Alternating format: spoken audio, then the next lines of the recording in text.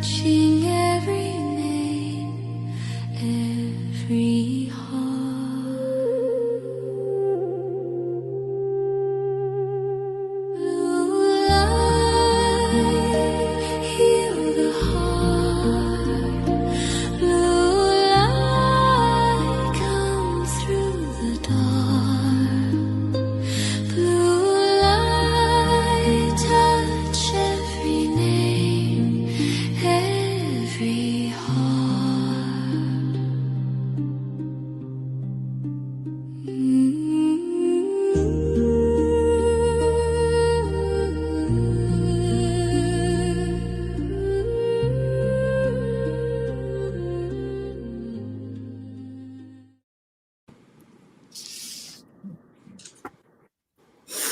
And hello to everybody, and welcome to the Saturday Psychic Dive session, literally just before the holidays are upon us for next week. So I apologize in advance. Rudolph's the red-nosed reindeer, plus I've got a scratchy throat because I've got a bit of a cold that I picked up at the conference that we've just finished doing. And I will be joining in and be using the Starseeds card like we normally do. And tonight I'm going to welcome our lovely panel members, Jess, Zara, and Heather. And they will be your psychic panel that will be answering questions. And thank you to everybody. I see we've got loads of questions already.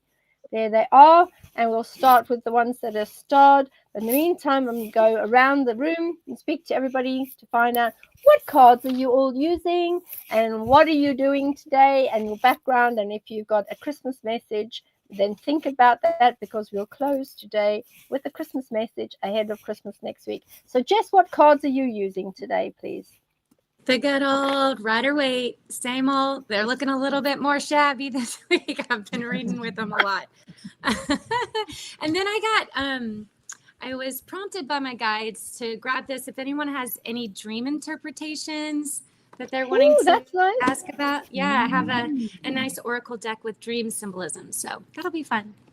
I've been a psychic medium working professionally for the last 5 years. And yeah, that's it.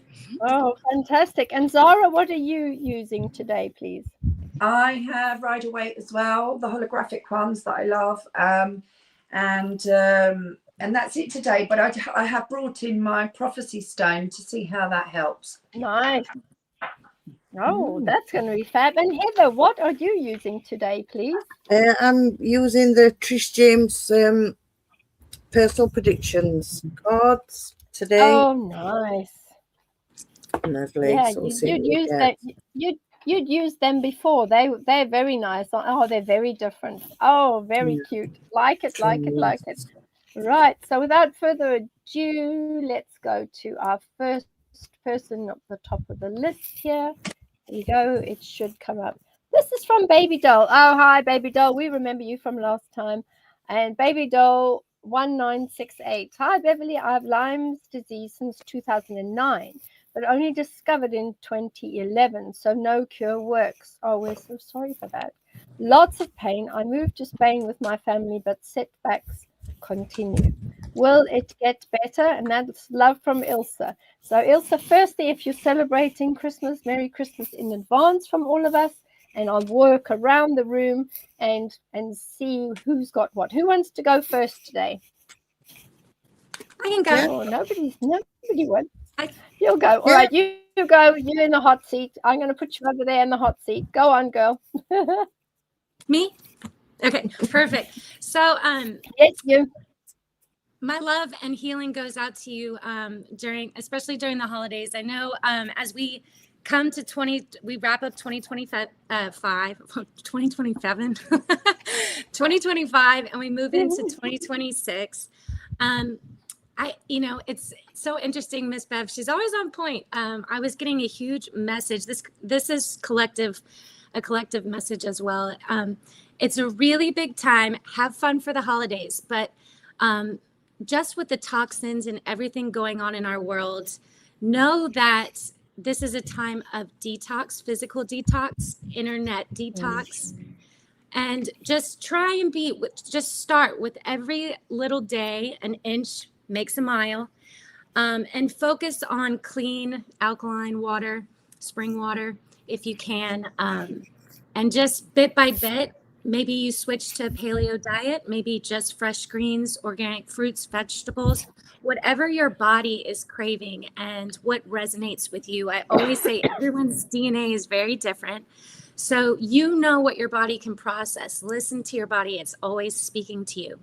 And also, I'm not a doctor or physician, so consult the professional.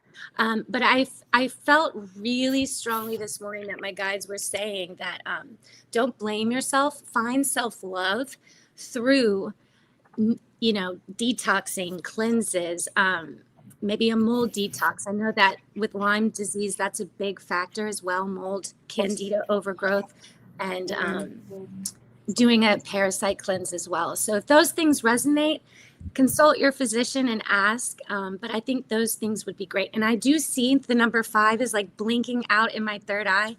Changes will come. You'll be able to walk away from this. And that's all I got. Good. I think that's absolutely brilliant. Well done. And let's go, Zora, you're underneath me there. So let's put the hot seat. Yeah, exactly. Jess hits the nail on the head there with the emotional side of it. It's all about embracing positivity when it comes to those types of disorders. It's along the same lines. I think POTS, ME, fibro, all of those disorders, being neurological disorders, are triggered by stress, whether that's overexertion physically or overexertion in a mental, emotional capacity, stress. So keep yourself, self-love. That's what Jess was saying. Is all about self-love. In a nutshell, she put it there. Self-love. Yeah. And that means do not guilt trip yourself. Do not embrace any punishment on yourself. It's all about keeping those positive emotions, being kind to yourself, looking after yourself with your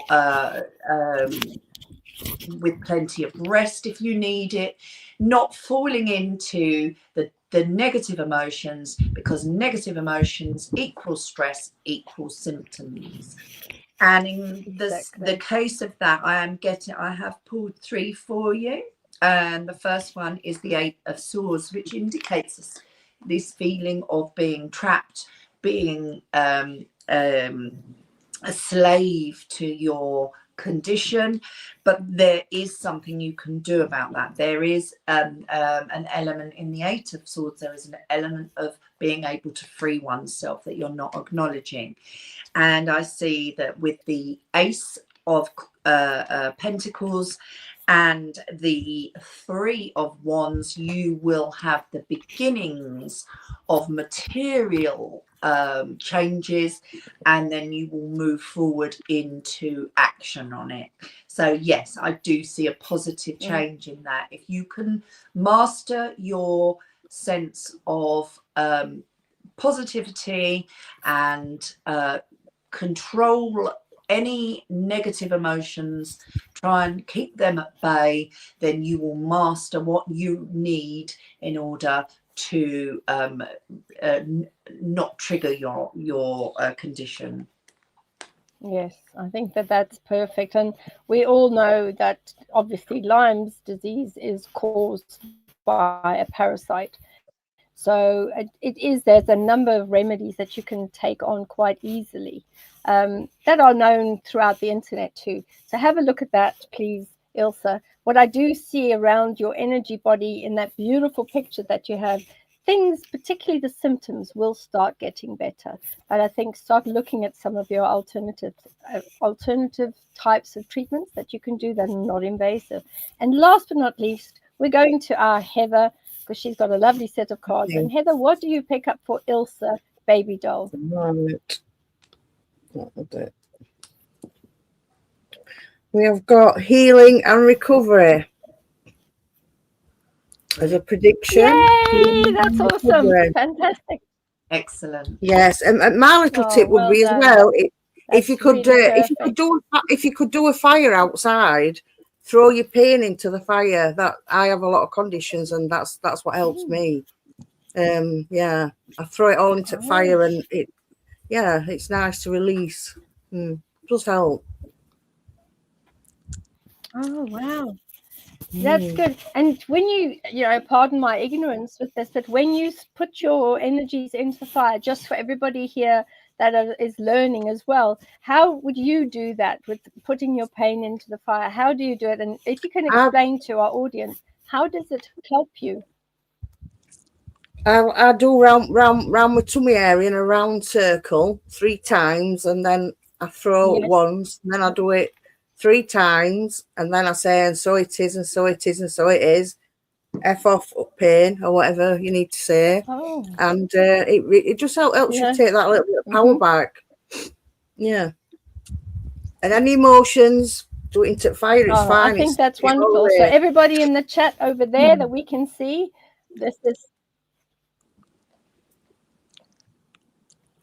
that's absolutely excellent. Well done. Thank you. So there we go, Ilse. We'll move on to the next question, which is from, oh my goodness, all the 8. 8, 8, 8, 8, 8. Happy. I think that's good. I guess the person wanted a really positive 8.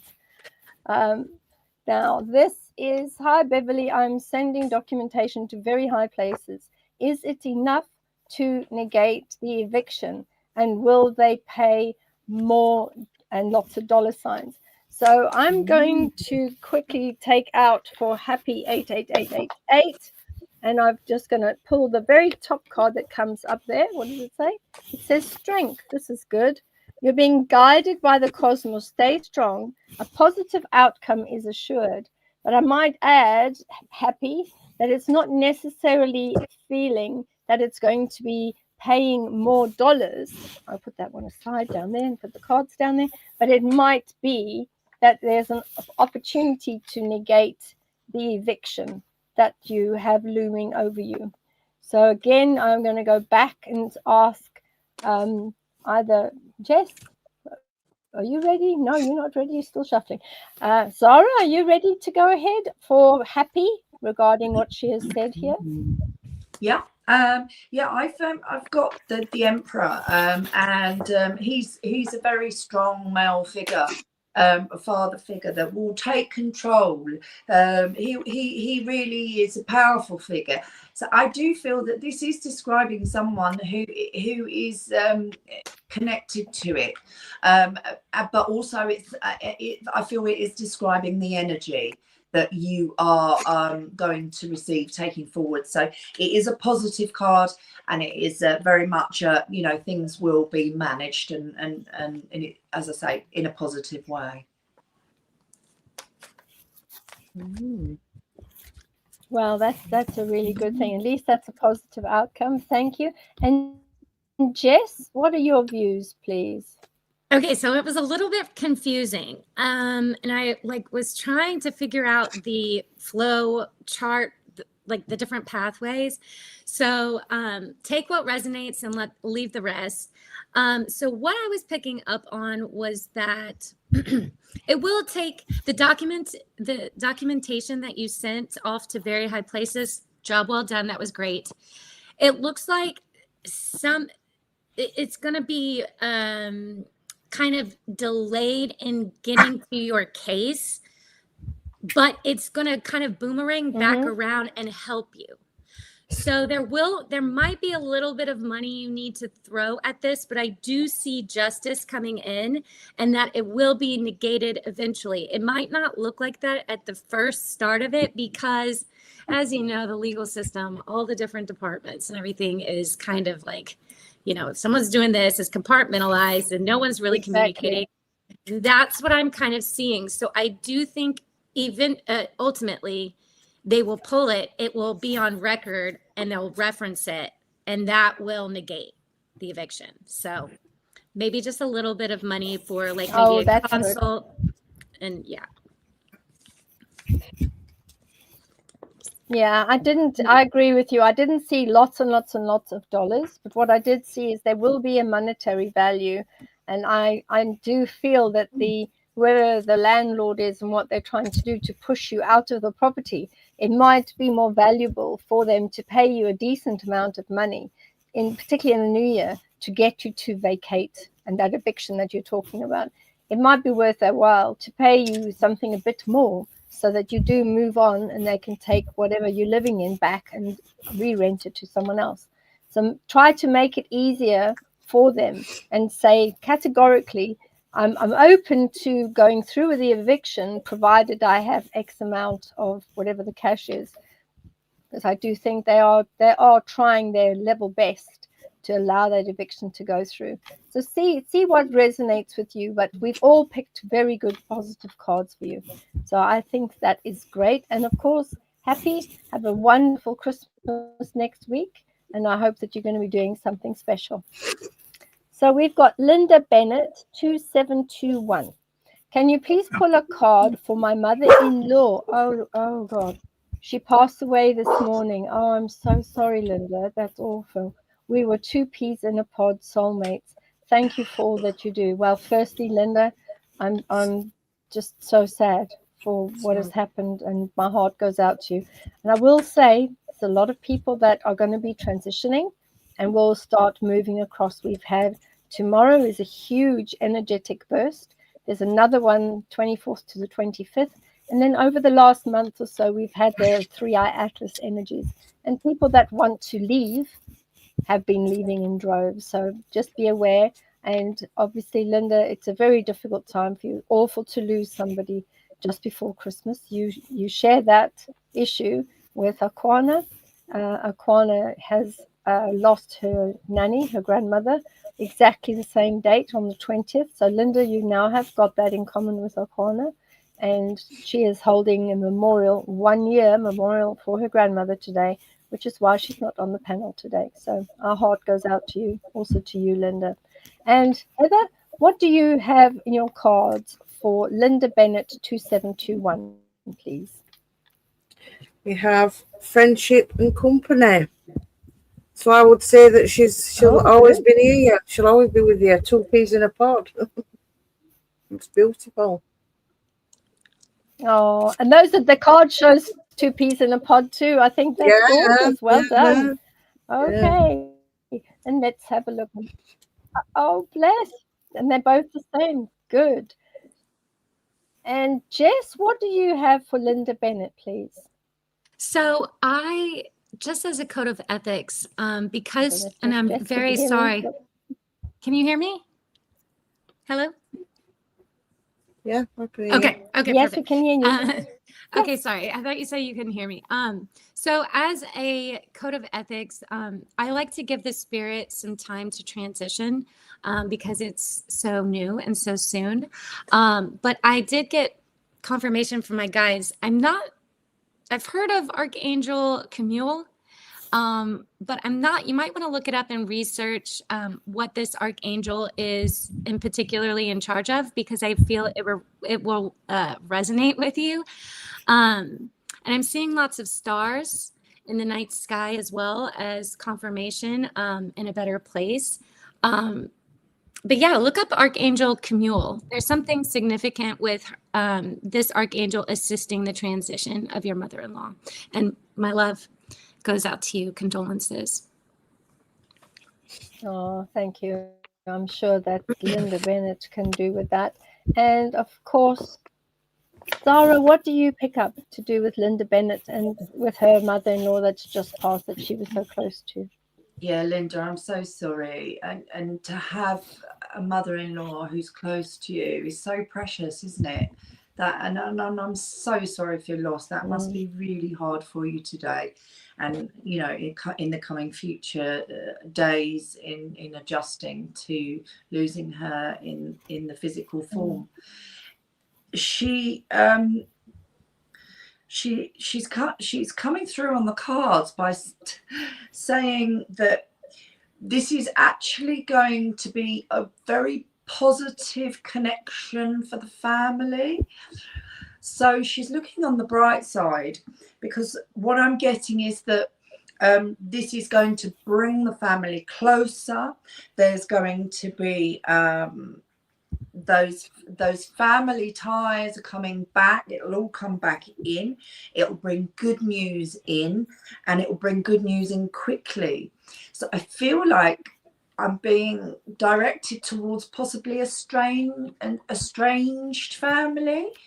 I feel like there's people that there's been some space between over the years between, you know, her, you, and other family members, and now that's actually going to bring you back together.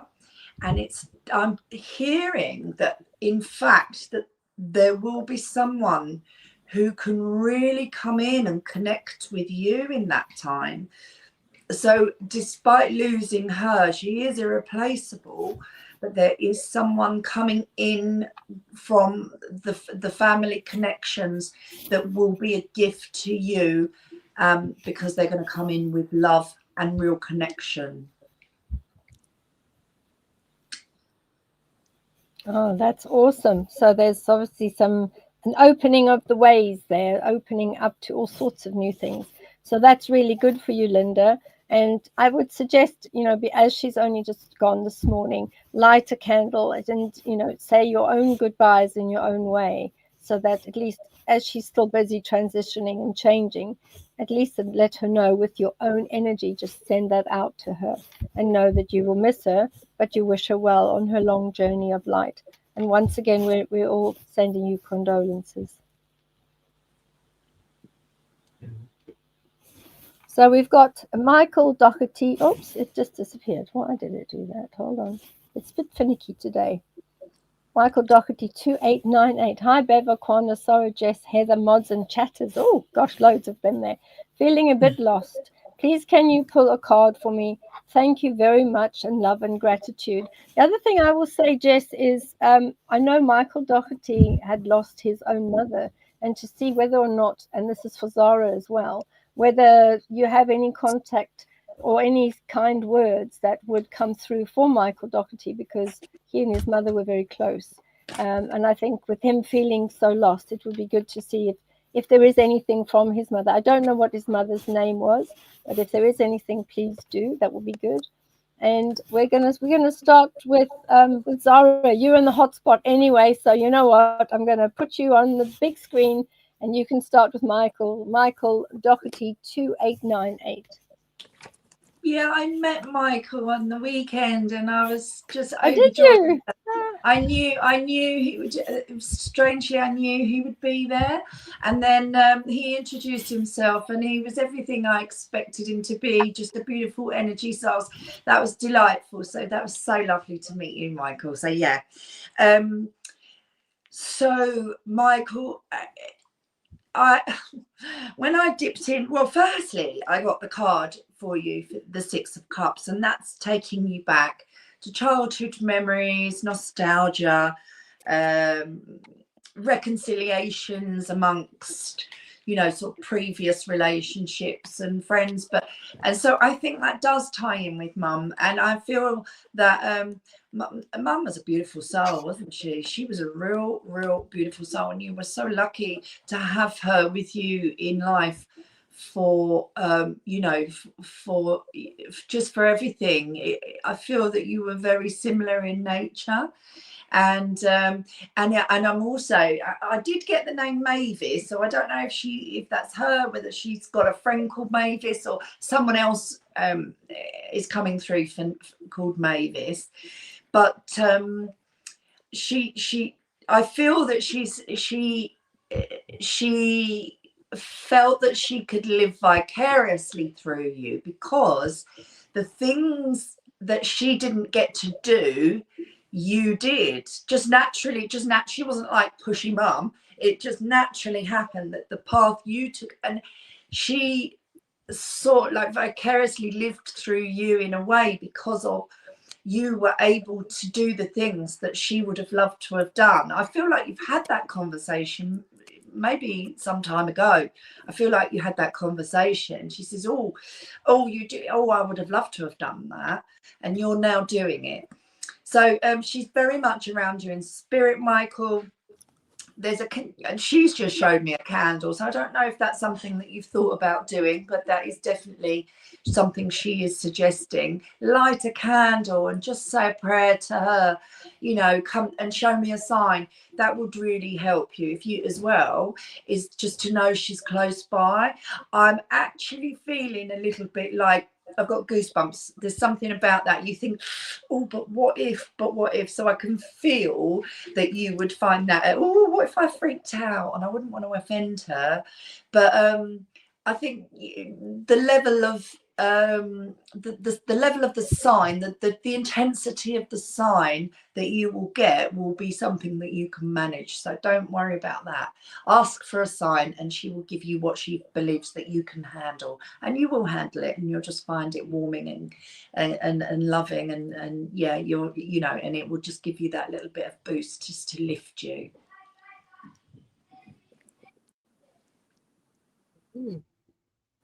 Good. Oh, my turn. Sorry. I was just like waiting. Okay.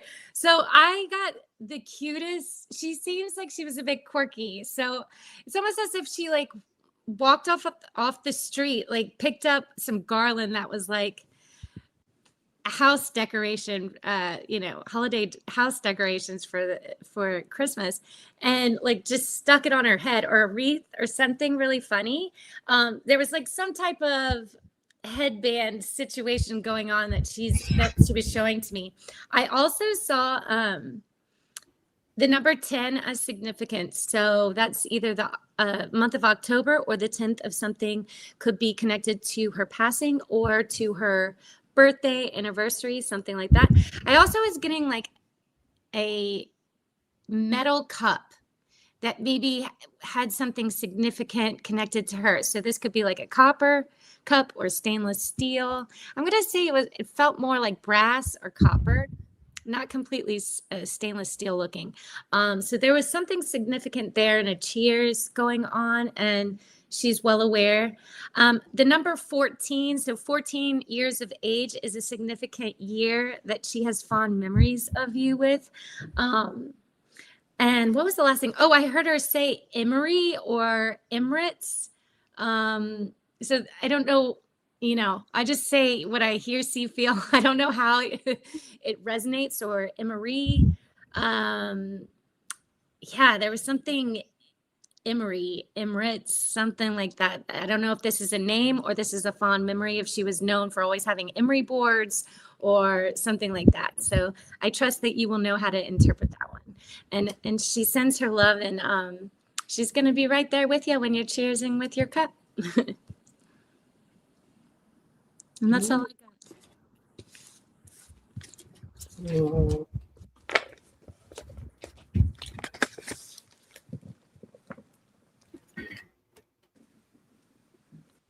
Lock out the chaos.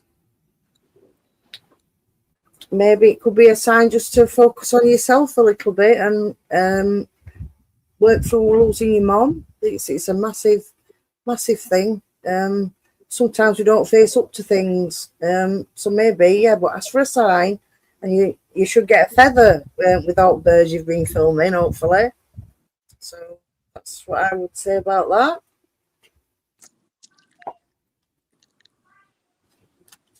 I think you're on mute. Am I on mute? No. Okay, yes.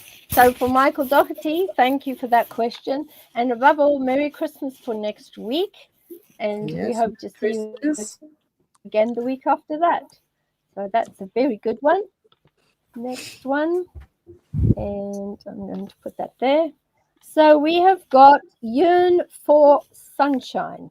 And I am in a new relationship. I wanted to get insight on the energy around him and the seriousness when he says he wants to aim for a long-term relationship. Blessings to you. So that's perfect. Great. Who's ready with their cards that can go for it? I'll go. Yes, I'm going to put you on the spot here. I feel like yes. Right. Go on, Heather. What Totally. have you got? Oh, Oh, me. Okay, go ahead, Jess. Oh. Mm. I think there may be a That's little all right. bit of a Don't worry. delay. I'll move it around. We've got a lag. So I've- There's a delay. Oh dear, that's too funny. I'm so sorry. You go, Heather. I got big news. Go ahead, Heather. Oh, Big news. Ooh. Yeah. So I'll get another one now after that. No, that's too funny. And improve situation. So that sounds very positive. Oh, good. So it looks towards a long-term relationship then, possibly. Yeah. Nice yeah. cards. Very nice cards. Yeah. Thank you. Now, Jess, now you can jump in. Right, Jess. Oh, dear, that was So funny. yes, I do see he wants to, he is serious about it. However, I don't know if he's just not a big fan of the holidays. It's really looking like it's running him ragged right now, and he's knackered. He feels like he's, maybe he's kind of like Zara and I. We like had some issues with some scammers, and you're trying to get all your packages and your deliveries in. So I do feel for the new year and the next 7-8 months, you will steadily get into a more committed, exclusive, long-term planning for the future. So I like it. He looks like a compatibility match spiritually wise. So I like that. He looks like he's kind of in tune and on his spiritual path. So yeah, good on you. That's perfect. Thanks, Jess. And last but not least, our Sarah. Sarah, what have you got, please? Yeah, so I've got the magician. So that's somebody who is solid, who wants to succeed, who is ready to take on the changes required for a long relationship, and very creative. So yeah, there's no doubt he's serious about a long-term relationship. And leading on from that, I've got the sun, which is just blooming lovely. So I really do think, yes, this relationship's got legs. Good. Woohoo! It's a good one. It's got legs. Isn't that so funny? And her name is Yearn for Sunshine. That's fantastic. And you got the sun card. And of course, we couldn't help but notice you've got a black doggy on the couch there next to you. This is Basil. Little Basil. Hello, black doggy. Basil from Faulty Towers. Baz, you're on TV. Bless, how cute. Aww. Oh, bless him. Oh, bless him with his little Oh, he's gone. Oh, it's so cute. He's gone now. Thank you. He's gone Here's the he's next gone to one. park or something. He's camera shy. Yeah, a little bit. Yeah, Camera a little shy. bit. This is He's from always here. He Wench normally keeps 83. out the way, but because my setup today is a bit broken, so it's a bit further back. So he's got in shot. Oh, that's all right. Oh, come back Oh, here. bless him. It's okay. Well, we did see him. Yeah. So this is from Wench, and she says, "Hey everyone, I'm wondering if some of the dreams I have are events that have happened, and as my dreams are not like what authorities or media say or is reality or just fantasy." So that's very good. So I think that sometimes dreams can be on the borderline. Sometimes they're prophetic, and sometimes they're regurgitating some of the energies from past lives as well as the past in this life. Does anyone else have any comments about this, about dreams, please? Yeah. Jess, what's your view? Okay, so I pulled Nature Gaia. So immediately when I pulled this card, I had a sense that you were returning to your place of origins, maybe off-world. So if you've been seeing different terrain and a place that's very, has a lot of vegetation and beautiful landscape, I would say you're astral traveling to your origins, maybe your off-world star family, that kind of thing. And then look, another one, landscapes. Oh, wow, look at that.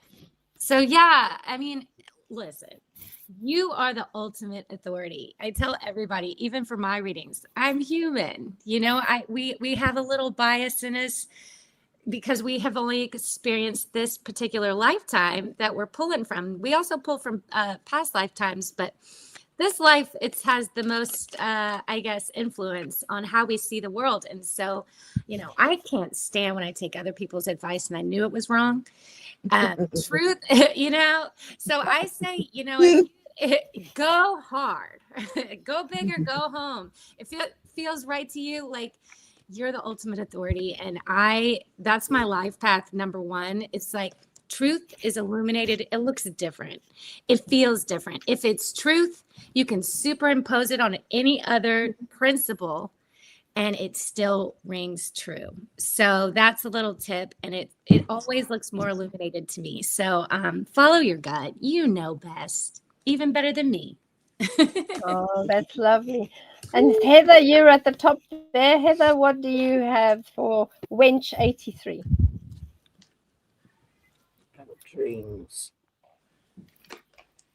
Oh, saying comfort zone. Mm.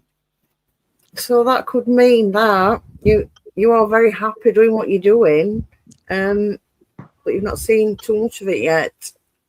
I don't know. Mm. But you are in your comfort zone. Yeah, and it's all right what you're seeing. It's not fantasy. Definitely. Yeah, I think that's very good. Excellent. Yeah. And Zara, what do you have for Wench, please, about her commentary around dreams? Yeah, I've got the Two of Cups, and I'm getting that there's actually an exchange of dreams. Reciprocity,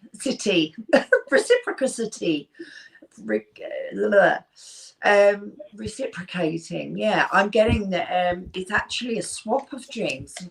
I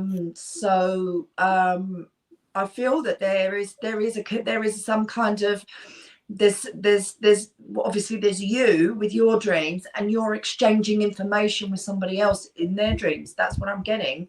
Yeah, there's a crossover in your subconscious, in your dream states.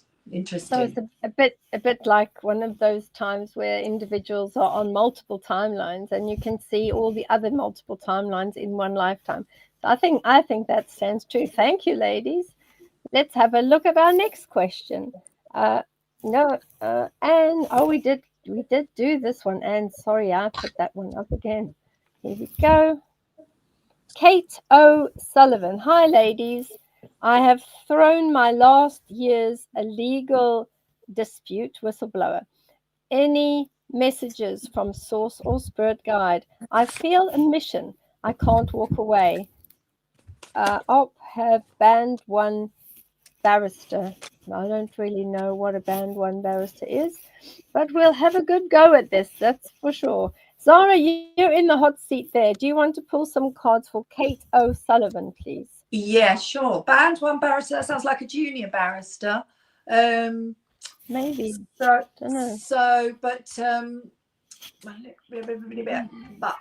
legal. Sorry, I'm just reading on that screen because it's bigger.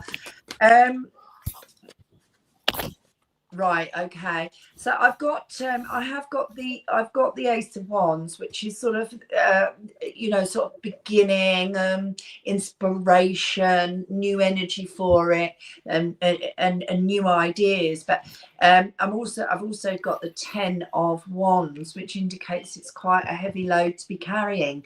Now, I feel.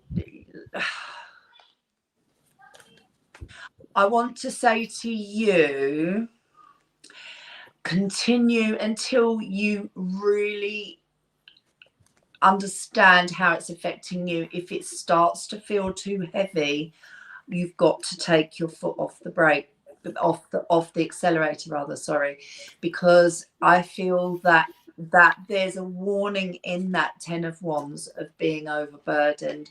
It's just saying, just be careful. There's a difference between getting on a mission and seeing something through to the end, and then there's also the other side of just just being a bit obsessive about it. I have to carry on with this. I have to carry on with this, even though it's destroying me. So I want to say to you is continue as long as you have the energy. But as soon as you feel your energy is depleting, I want you to just reevaluate and just reassess what exactly it means to you to continue. Oh, that's perfect. Thank you. And Heather, what advice do you have for Kate O'Sullivan, please? I got see both sides. So maybe that's see both sides of what's going on, and the burdens and responsibilities. Like Sarah said, it's a lot, but when you've got a mission, and we understand it's very, very, very, very, very hard. But at some point, we do have to back away sometimes, and I know that's not easy, but yeah, we have to save ourselves sometimes. Very good cards. Mm. That's true. That's very good cards. Thank you, Heather. They're very good cards. And Jess, what do you get, please, for Kate O'Sullivan? Well, Miss Kate, I'm in the same predicament. Similar. And I see that you're one of the chosen ones. So yes, you're on mission. Now, one of the things that I have to completely remind myself over and over, just as we manifest and our mind is the projector that is with positive things, right? Our mind sets the cadence, how much we think about it, that kind of thing. Also here, when we maybe, I find myself kind of like digging research, going all the way in. I don't know where that sound came from, but going all the way, like I'm ingesting, I'm learning, and I'm like very detail oriented, and suddenly it's overload, right? And so the same principle applies here. You set the course. I'm seeing for now, for 2 weeks, self-care. Fill your cup up. Focus on vitamins, water, your quality of sleep, going to work out, clear your head. You have to give some breathing room and space from it. So, but in the next 6 months, there's a lot of fast communication coming in. So tonight, I have an assignment for you. Because tomorrow is the winter solstice, I want you to write down on 12 separate pieces of paper, 12 desires that you want from now until the new year. And throughout each day, don't look at the piece of papers, fold it up on each desire with this particular whistleblowing case, legal dispute. Your desires for the new year too can go in there. And each day, set an intention. Don't look at the one that you choose to burn. Burn one a day. The last one on the new year, look at it. That's the one that you're responsible for. So that's a little fun one. Tim Fortenberry sent me that one, and I was like, oh my God, I'm so doing it. And so I got a little nod for you to do that too. And I do see at the end of this victory. It's a slow and steady win. You're not going to be able to do it all at once. So again, pause, like the other readers said. I totally agree. Your emotional imbalance right now has gone. That's what the op wants you to do. They want you to get so defeated, so overwrought with details. The devil's in the details. God's simple. And so what I do is I go at my own pace. I get, all of the documentation I need, and then I rest. And that's how I protest. I protest with health. I protest with my vibration and frequency. And I protest with my power and sovereignty. And I set the timeline. So yes, good luck with you. Oh, that's perfect. Thank you.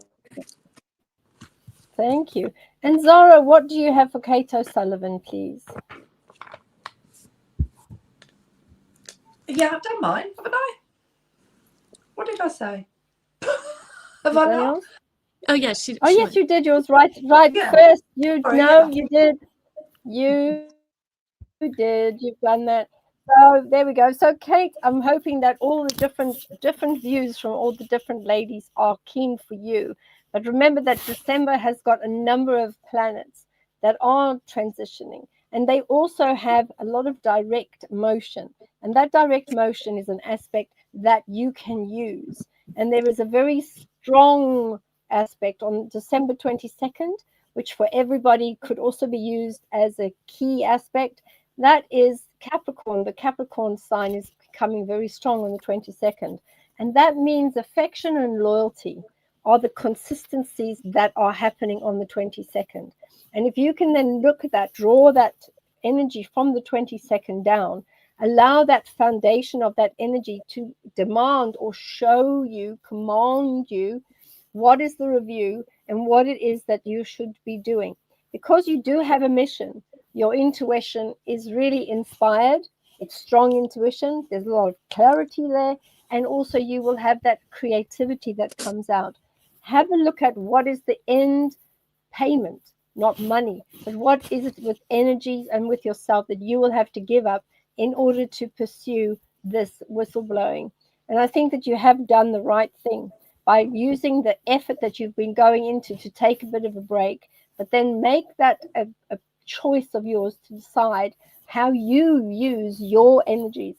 And I think everyone in the chat and everyone out there, you can make those decisions for yourself right now, because you can decide what path you want to go in. How are you going to transit? How are you going to operate?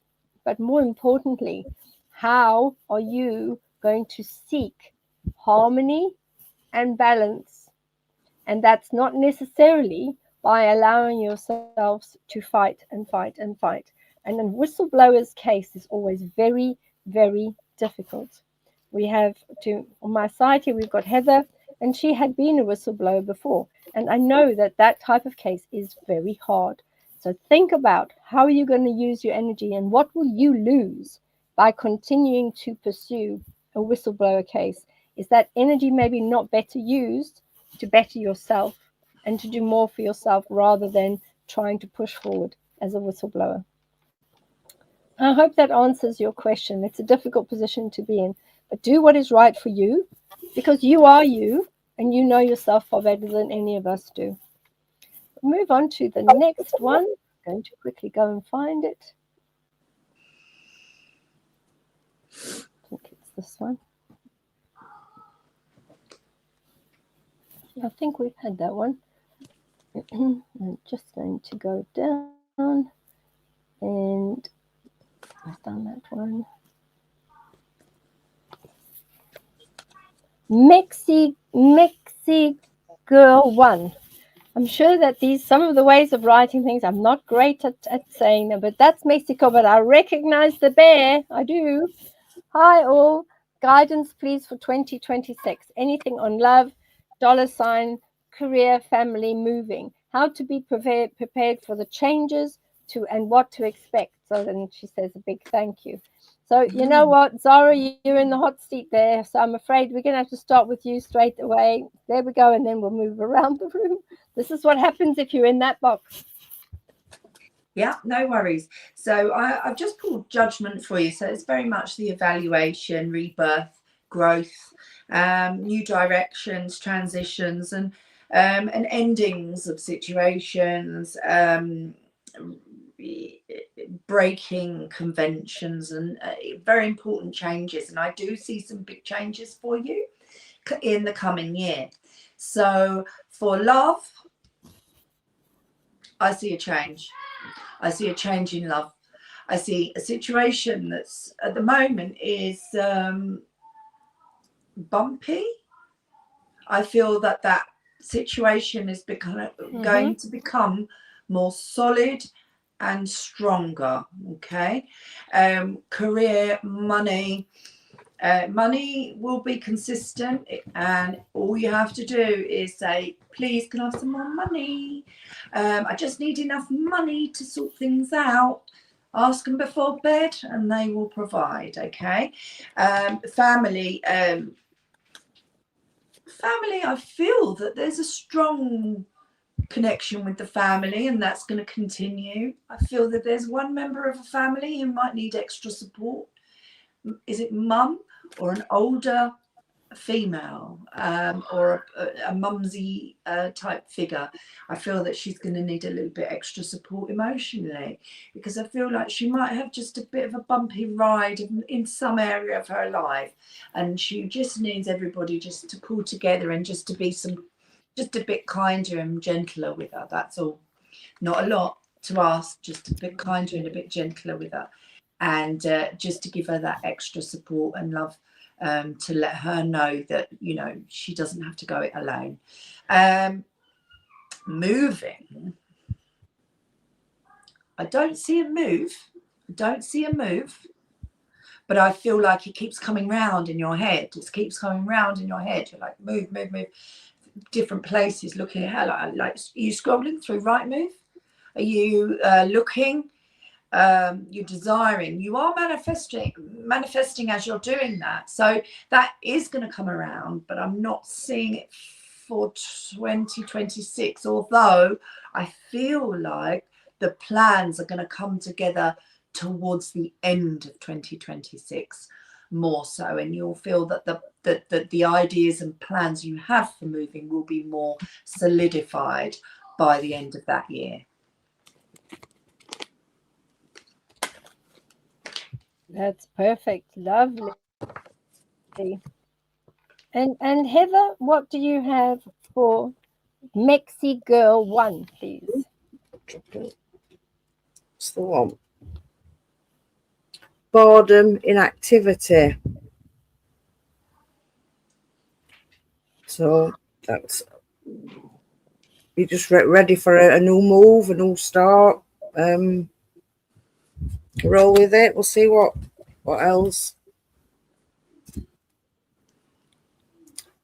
Success and celebrate. So is that covering sort of celebrate? Yeah, so that would be covering love, money, career, family. Yeah, so there's a lot to feel celebrate. stuck Wow. and fed up, and then you're gonna it's all gonna work out good, I would say. Oh, I like that. 2 very good cards.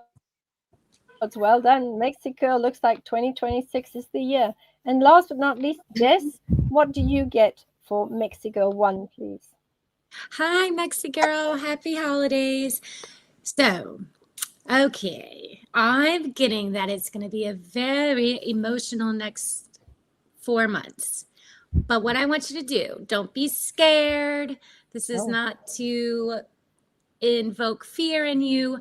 What I'm seeing is that you're holding on very tightly to control, not wanting to go into Pandora's box of maybe trauma or past hurts. And what I would suggest for you is binaural beats or septisync beats that balance the hemispheres of both the right and left brain, and do an emotional cleansing or purging of those emotions. This would be a great time with the winter solstice, as well as the new moon that was yesterday up until the first of the new year, to pull up those emotions, those situations that invoke a lot of triggers in you, and send them away and find that balance within your safe space. I call it my worry box, where I just put it all out and I go to my sacred space, my sacred safe haven or workspace, where I go and do all my astral stuff and my psychic ability stuff. So I'm getting that there's a lot of inner work that's happening spiritually and emotionally for the next 4 to 5 months. You're going to turn a huge corner. So lean into maybe letting go of control with your emotions. Let them come up to the surface, bubble up to release. And then I see at the end of 2026, like Zara, and the beginning of 2027, everything moves very much more quickly. And you find you have an upgrade. You have lots of options for a house. You've let go of all the heartache, and you've found tools and quick, I don't know what they're called, but tools are something that you can revert to when you get triggered. You can have the same opposite effect that calms you down. So your coping mechanisms that are healthy ones is what I'm getting. And so the moon, you're much more emotionally tapped in and emotionally intelligent with yourself. So you're learning yourself on a deeper level. So be gentle. Don't judge yourself. We've all got trauma, and this is the time to leave it, purge it, and not go into 2026 with it. So yeah, so I see good things. It's a good thing, definitely. And Heather, what do you see for Mexico with the bear image? Have I not done this one now? Yeah, I thought I'd done this one, yeah. Have I? Yeah. You did this one. I think we've gone through everybody. I put you in Have I done it the now? wrong box. There we go. So Mexico looks like there's a lot of, yeah, I think you have. You pulled Yeah. the two very positive cards. Yes, I remember you have done that. So it looks like with Mexico, one part of that guidance is for love, career, and families. There are those changes for 2026. There are those there that you prepare with for your family, as one of our readers said. But more importantly, is to look at internally. Where is it that you see yourself, and do your investigations into where you'd like to push those energies, so that when we start doing what we call universal ordering, that for love and finances, career and family, put all that universal ordering. Tomorrow is a fantastic day. All those energies are really hyped up. And then on the 22nd, you've got another second stage of hyped up energies. Use those energies to attract love, money, career, and of course, sorting out whatever's necessary with the family. And of course, Merry Christmas if you're celebrating. We're going to go to the next one. That was Kate. I'll be cleaning my house tomorrow on the solstice. Oh, that's a good one. Cleaning house. Down all Cleaning my house.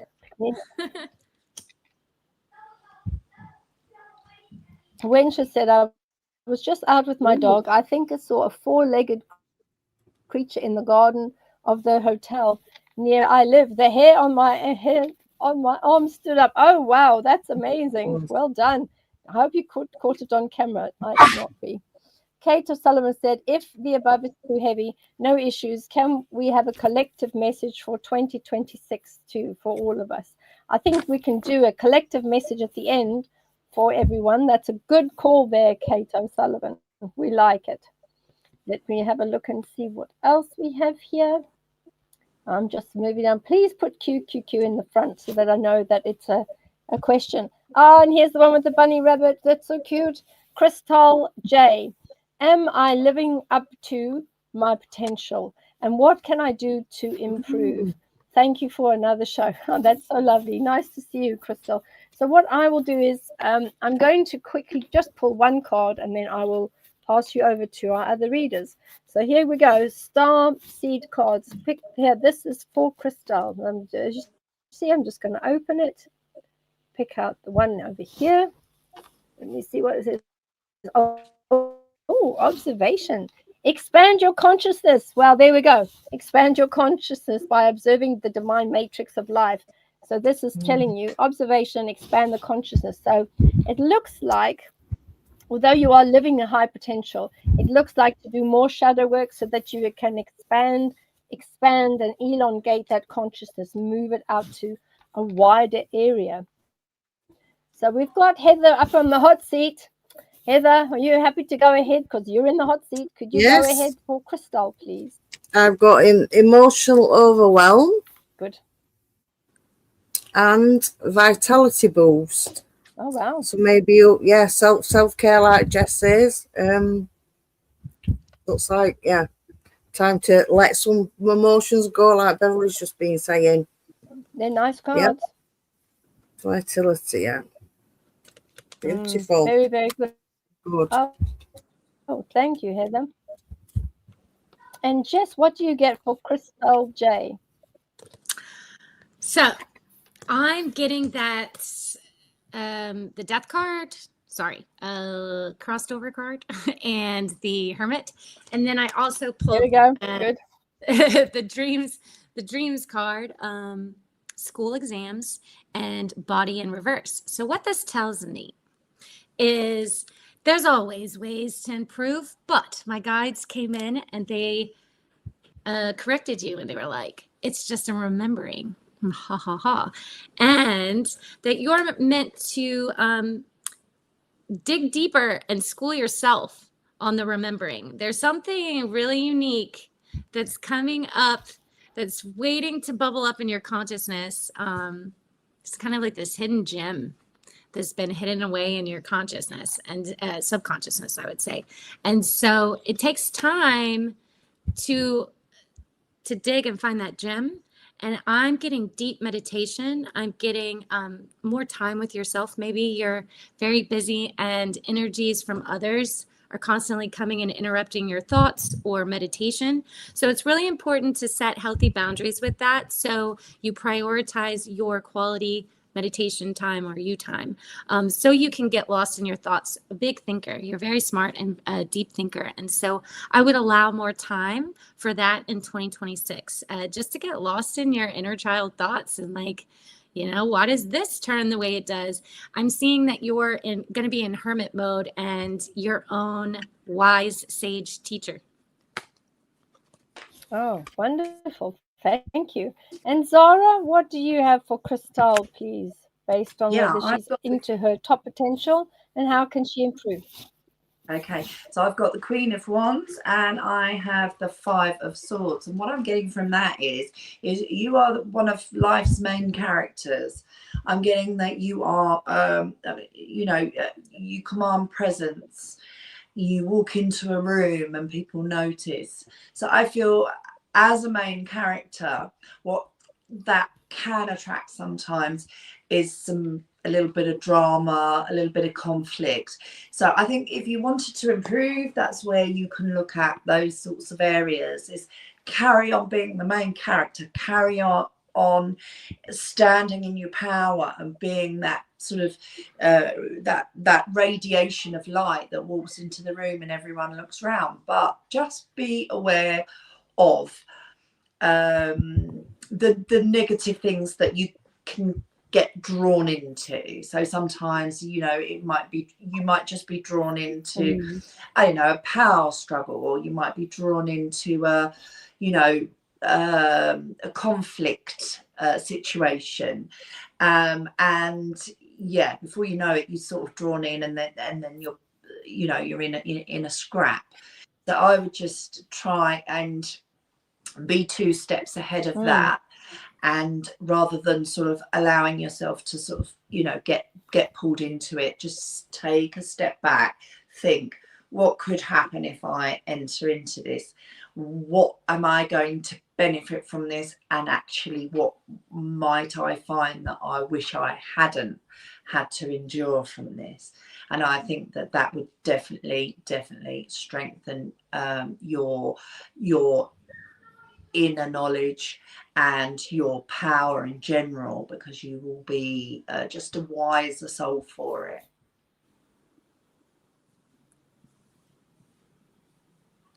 Oh, that's fantastic. Thank you. Some nice advice there, Crystal. Let us know how it goes, please.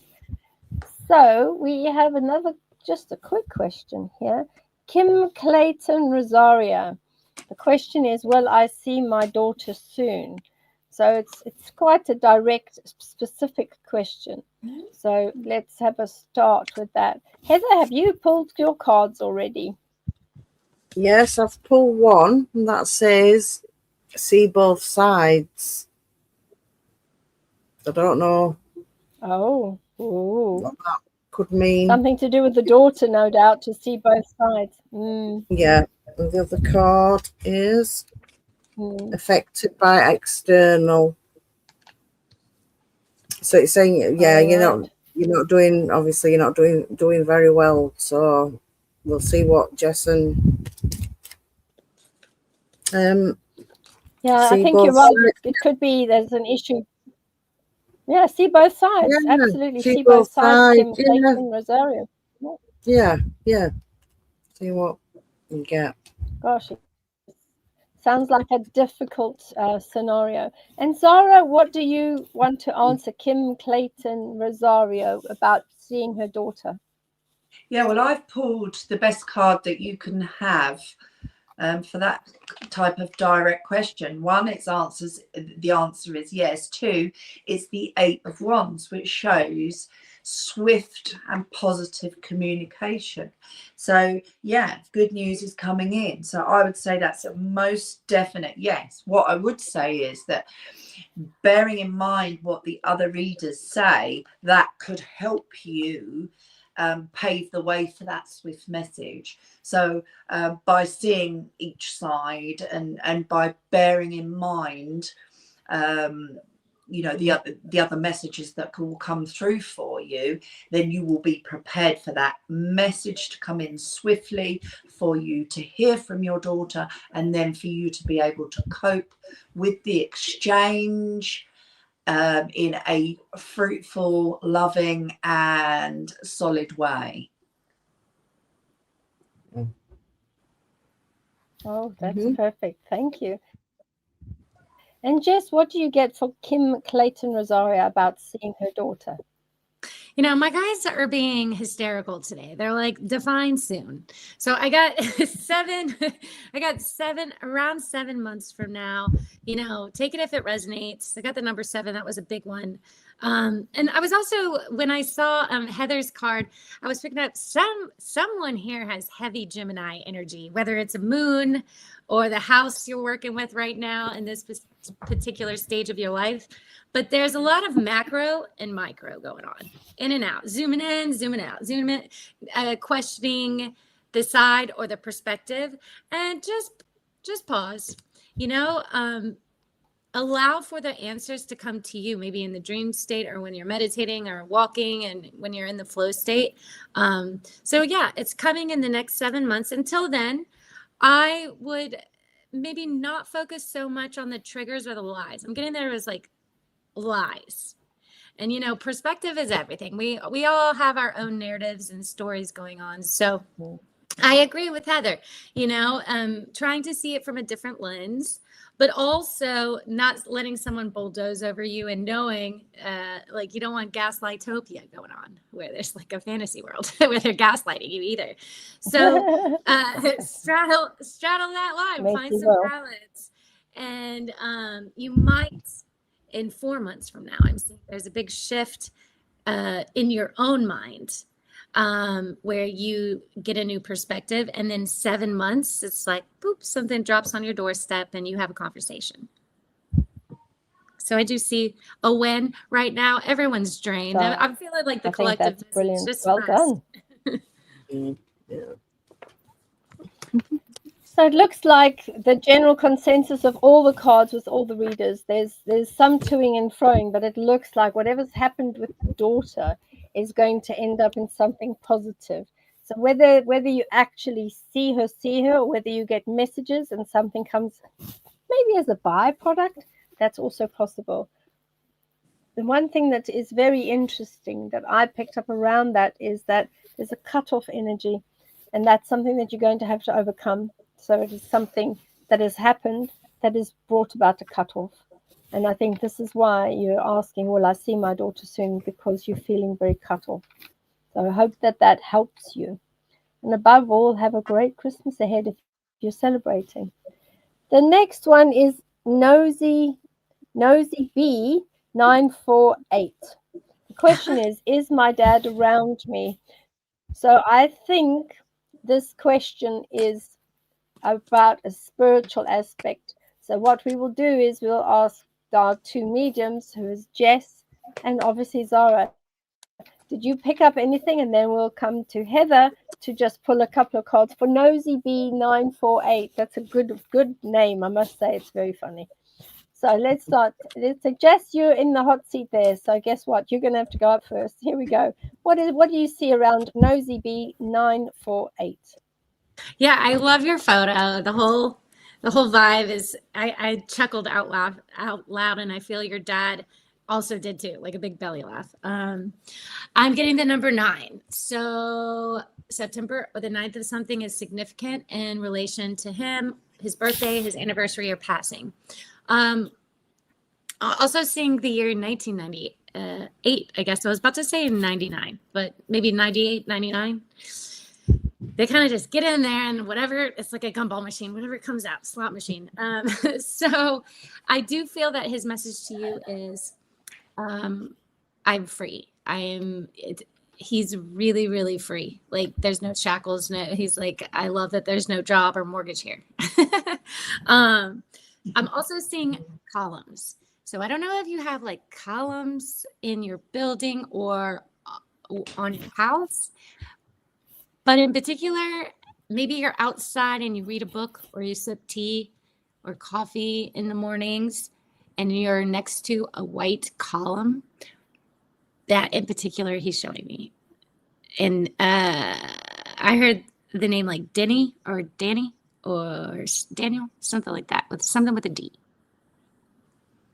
So yeah, and that's it. That's a really good one. And Zara, you the other medium for Nosy B948. Yeah, What do you Dad's have for definitely Nosy around B? you, and also there's a granddad energy around you as well. So yeah, they're both coming in. They're both actually Granddad's showing me himself. He's got white hair and he's got sort of square. He's got a lot of hair. He's got square sort of square set sort of guy. So yeah, he's definitely around you. Dad's around you. He's telling me you were crying recently about a situation that you felt helpless in. And he's saying to me that you actually have so much more power over your situations than you realize. Okay, he is there giving you strength in that, and they together are guiding you. Listen to them, listen out for those messages, and don't doubt them. He's saying that the coming year is going to be a really a much more positive one for you, and he's very much beside you. He's mentioned you have an army of supporters there. Now actually I feel like he's having a bit of a giggle there, because it's like he's mentioning an army of supporters, and it's like he's saying, get it, army. So it's like there is a connection to the army somehow, or the forces that either you or someone around you or he had. He's used that as a joke to mention an army. Yeah, get it. So yeah, he's a very nice energy, very sweet energy actually, and a caring daddy energy. He's got his eyes on you, and he loves you so much. So yeah. That's perfect. Thank you. And Heather, do you want to pull a couple of cards for Nosy B? Yes, the first one was adventure and travel. So I don't know if you've got, but I think that could mean as well, wherever you go, whatever you're doing is with you. That's what I would feel for that one. And reconnect, relive the past. So maybe he wants lots of his music playing and photos out and celebrating him a little bit, or remembering the good things. Yeah, brilliant. Good times. Oh, really good. That's brilliant.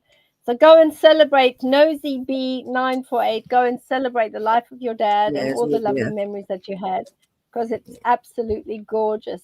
And I've just noticed that we have a really interesting one that's come up here, which is, I lost my dog on Monday. Oh, he was a wonderful boy. Can you make sure he's not scared in heaven? So that, I think, for all of us who are animal lovers, and I know we're all animal lovers here, we absolutely love our fur babies. And the one good thing with going over the Rainbow Bridge and having that energetic signature, when they move across, they're very different in their souls to way that they are here. They do have the freedom to move around, to walk around, to go wherever they like. And actually, the animals, when they're in the spiritual state, they don't experience fear. So they're not fearful of humans. They're not fearful of other animals or deers or buck or anything else that is in the spirit realms with them. They're all at peace with each other. So I can tell you for sure that he's not scared in heaven. He's probably having the absolute ball, jumping over the daisies, enjoying himself, sniffing all the trees, and doing everything that he has to do. And because there's no need for him to go toilet, he's been a good boy. He doesn't have to go out and go pee-wees. So I think please try and smile a little bit. I know it's a hard thing, losing an animal. It's just awful. But you will see your boy, because he will probably be in and around the house. And if he used to pop into your bedroom and come and see you, he will still be doing that once he figures out how to move around the earth realms. And I know everyone on this panel, they've all lost an animal, and they all see them mooching around the house at some point. So expect to see your boy. Shame, Catherine. And it's really very, very hard. But use the portal tomorrow. Light a candle for your lovely boy. Send him that energy and tell him how much he loves you, because he will get that message. Is there anything else that anyone else would like to say to Catherine, who's lost her doggy? Yes, I got the dog. I don't know if Wednesday you suddenly were sitting down. I'm getting a chair or like a comfy sofa spot that you frequent in your home. And suddenly, if you got a sensation that the dog was sitting on your lap, that was your doggy. I was totally getting that, like a reference to the lap. Missing your lap. I'm seeing falling asleep, like petting. I'm also getting a reference to March. So the dog is celebrating you, or making me feel like maybe you were like guilting yourself in March. Like I should have done something in March, or like, don't worry about it. Don't worry about it. Oh, all in due time. That's good. That's really good. Is there anything else from either Sarah or from Heather? Well, when Jess was talking, I actually heard someone say, you've also, as well as feeling him on the lap, you've also felt his cold nose on your skin at somewhere. So that's, cold wet nose, and you like it's been cold wet something, and you've sort of like, I feel like on your hand or something, and you've thought, oh, what was that? So yeah, that's what I heard. That's lovely. Ask for white feathers. Ask for white feathers, and you'll get them definitely. Save them all in a jar. Yeah, it's lovely. It'll help your heart a lot. But they will send on your doorstep and things. Sure signs. Yeah, you're right, Heather. There's always signs that our beautiful fur babies have. And really, Catherine Hall, our hearts, all of us, our hearts go out to you, because we're all animal lovers here. We feel your pain. It's difficult enough losing an animal, but losing an animal just before the festive season, it just drives it home a lot more. So you know what? Our hearts and our love goes out to you. Thank you for sharing with us, and I do hope you feel a little bit better. Oh, I just got one more message. Okay. Sorry, it just came through loud and clear. He said he left because God, pets come in as guides sometimes, as an appendage to God. And he said that it was time that you no longer need him anymore. So I don't know if you're about to fall in love or there's a new relationship of love, but he felt like he knew that this person would take care of you. So that just came through, just a download. Sorry to interrupt. That's all right. It happens often, and that gives the individuals permission to leave, especially when our lives have changed and people are at the point of transition. That gives the animal the nod in the head to go ahead and go across to the other side. Thank you for that. At Barely Life says, I have felt utterly lost, tired, and meaningless for quite a while. Any advice or messages for me and my mom, who lost her dad a few weeks ago? thanks in advance, lovely ladies. So there's a lovely message there. So I'm just, oh, Heather, you're back up in the hot seat again, my lovely. You're going to have to Yes. go up and pray. Are you ready? You can do it? Yes, you can do it. Yes, thought and strategy.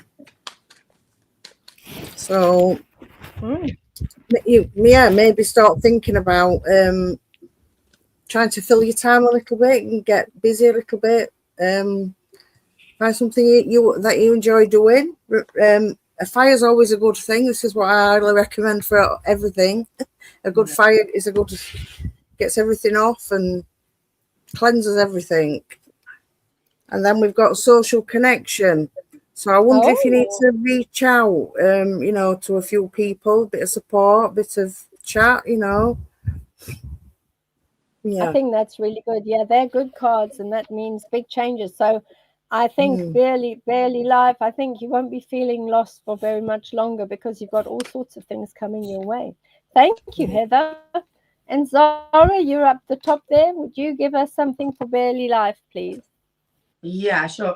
I've got here the King of Pentacles. I feel that is Mum's dad, where he was like a kind, generous guy, and I feel that I've also got strength. So I feel that is you're staying strong, and carrying on, and sort of you've got the courage and discipline to carry on, but I'm also getting I've had the 7 of Swords, and that popped in before I pulled it out. There is something that is pulling you down, I feel. Now the 7 of Swords depicts deception.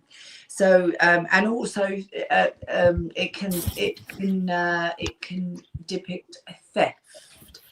But I feel that this is what is bothering you. Somebody isn't being truthful with you, or you sense that they're not being truthful with you, and it's almost on a subconscious level. There's things that have been said to you that aren't adding up, and now it's bothering you, not on the surface, not in your conscious thinking, but deep down it's like it's sort of niggling away.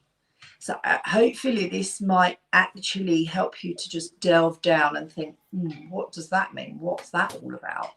Because then it will bring it to the surface, because until you bring that to the surface, you can't deal with it. So yeah, someone's niggling you, someone is bugging you because something's not quite adding up, and that is draining your energy. So if you can just get to the bottom of how you feel about that, and then start inquiring what's not adding up, and just be brave and bring that to the surface. You've got the Strength card, so you can deal with it.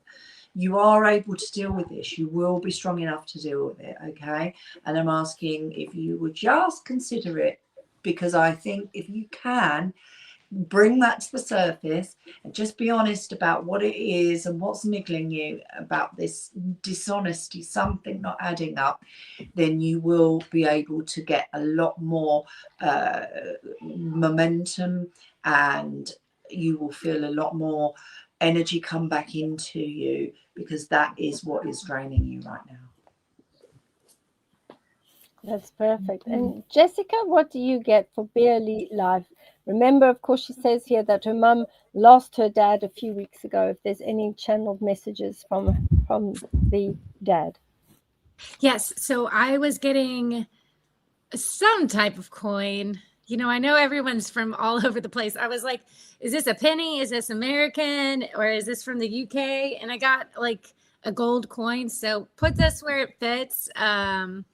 It looked like a gold coin. So I don't know if it's a collector's item that you have from him or that your mother has, but that was some validation.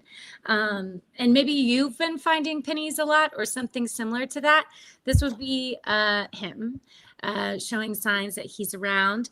I'm also getting a big pull to music. Also, I just remembered, I forgot to tell Michael Doherty, I saw music on a sheet measures bars of music for him and a piano. So from his mother. Forgot about that one. Sorry. Okay, so back to Barely Life. So I'm getting, yes, music is a big thing. Maybe horns, brass instruments, more so a jazz feel. The number 4, so April or the 4th of something is significant. I'm hearing him refer to someone named Dee Dee or Deidre. Lots of D's today, huh? Lots of number 23s. Always, everything comes in multiples, huh? And the big message, overall message for 2026 from him is the number 22. And that to me personally means finding your purpose. It's my personal symbol for when your income meets your passion, and it's the same, it's simultaneous. So I feel like focus on your life purpose and you won't feel as lost anymore. There's a mission, there's an assignment, and I'm also getting a big push for you to be more creative as well in 2026. Oh, that's perfect. Thank you so much. So we're getting lots of great comments in the comments. Everybody's having a lot of fun here, which is perfect. And we like this. We like this a lot. We've got another question. Hello, lovely, beloved readers. And this is from Deborah Smith 7583. Hello, beloved readers. I'm curious about Max Spears. He's coming up a lot energetically, as is Isaac Cappy. Are there energetic signatures that they are around to help get any messages out? So yes, Max particularly had a very difficult incarnation, and he did have a lot that he was doing, and he was sort of removed from this planet because he was trying to talk about too many things as part of the disclosure issues. And I think that both Isaac and Max, are trying to push the energies through, because even though they're now on the other side, they're still trying to push for some level of higher disclosure. And although we have been told that full disclosure only happens in 2030, it doesn't mean that there's milestones along the way where certain things are going to start coming out. And I think Max, from where he is, and Isaac as well, from where he is, energetically, they keep pushing for that level of disclosure, because of course where they are, they're not in 3D anymore. Where they are right now, they know a whole lot more than we do. So is there anything else from any of the others that you pick up with individuals that are helping from spirit? So any other comments? I do.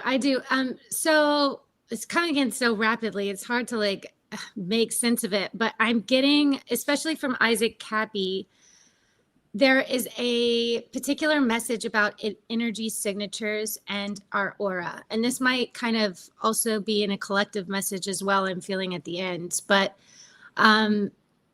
it's really important to protect your energy signature, because there's a lot of tracking. There's a lot of, the more we meditate, the more we ascend, the more that we tap into our memories, our consciousness, and we become more balanced in our hemispheres and our knowing, inner knowing. The energy signature can be tracked. And so it's super important to really take breaks from technology. Try to detox any type of nanotechnology in our food. It's getting in there, the air rights and everything like that. And so use your intuition and inner GPS system to see what best resonates with you in terms of food. But yeah, there's a big push from my guides right now. I got a new health guide as well. I'm doing a cleanse, chlorophyll cleanse, and parasitic cleanse. A real gentle one, a good one is rogershood.com. It's very gentle on the body if you haven't done a parasite cleanse before. But yeah, I think disclosure in 2030 will bring a lot of these characters, the whistleblowers, as well, vindication and redemption for sure. I'm feeling that you are picking up on them a lot, because you also have a starseed divine mission. And so again, we got to pour into ourselves first, because the only change for our future that will happen against, the evildoers and the deletes, I like to call them, is if we make our energetic system, our Merkaba, our vehicle, the thing that steers the ship towards the new timeline. So that was my message. I don't know if that makes sense. True. Zara or Heather, anything that you want to add? Yeah, sure. Yeah, I love that deletes. Gotta have that one. That's brilliant. Yeah, we're going to call them deletes from now on. Deletes. That's what they're worthy of, being deleted. Indeed. The There you go. Press delete. Yeah. I mean, this is it. The deletes are being deleted energetically, in body and soul, in every way. They are one by one being deleted, being minimized, being reduced. And so and every soul that is awakening on this planet is seeing it in its entirety. People aren't just waking up and having a bit of a, oh, I think that could be. They're seeing so much. And every bubble that pops, every soul that pops into their awakening, the movement is getting larger and growing. The disclosure, in a sense, from the deletes is kind of irrelevant, really. We don't need that, because we are constantly being given signs. We are seeing things. You can, if you are really discerning, you can see the difference between AI and genuine videos. Yeah, true. Although you could say, oh my God, I can't see it, it's impossible, at one point, but now it's sort of moving through it. You can, if you can pick up the energy of the video, then you can see the difference in these videos that are coming out between the genuine sightings and the AIs. Obviously, if it's so sparkly and amazing, usually it's an AI. But then obviously the some of the videos of the grainy ones are being AI'd as well. But anyway, so with respect to the two mentioned, I feel like they are giving forward love and strength, but they have handed this over now to us. So they will support, they will bolster, but they are now backing off and giving it over. So we will take the baton now, and people are taking the baton.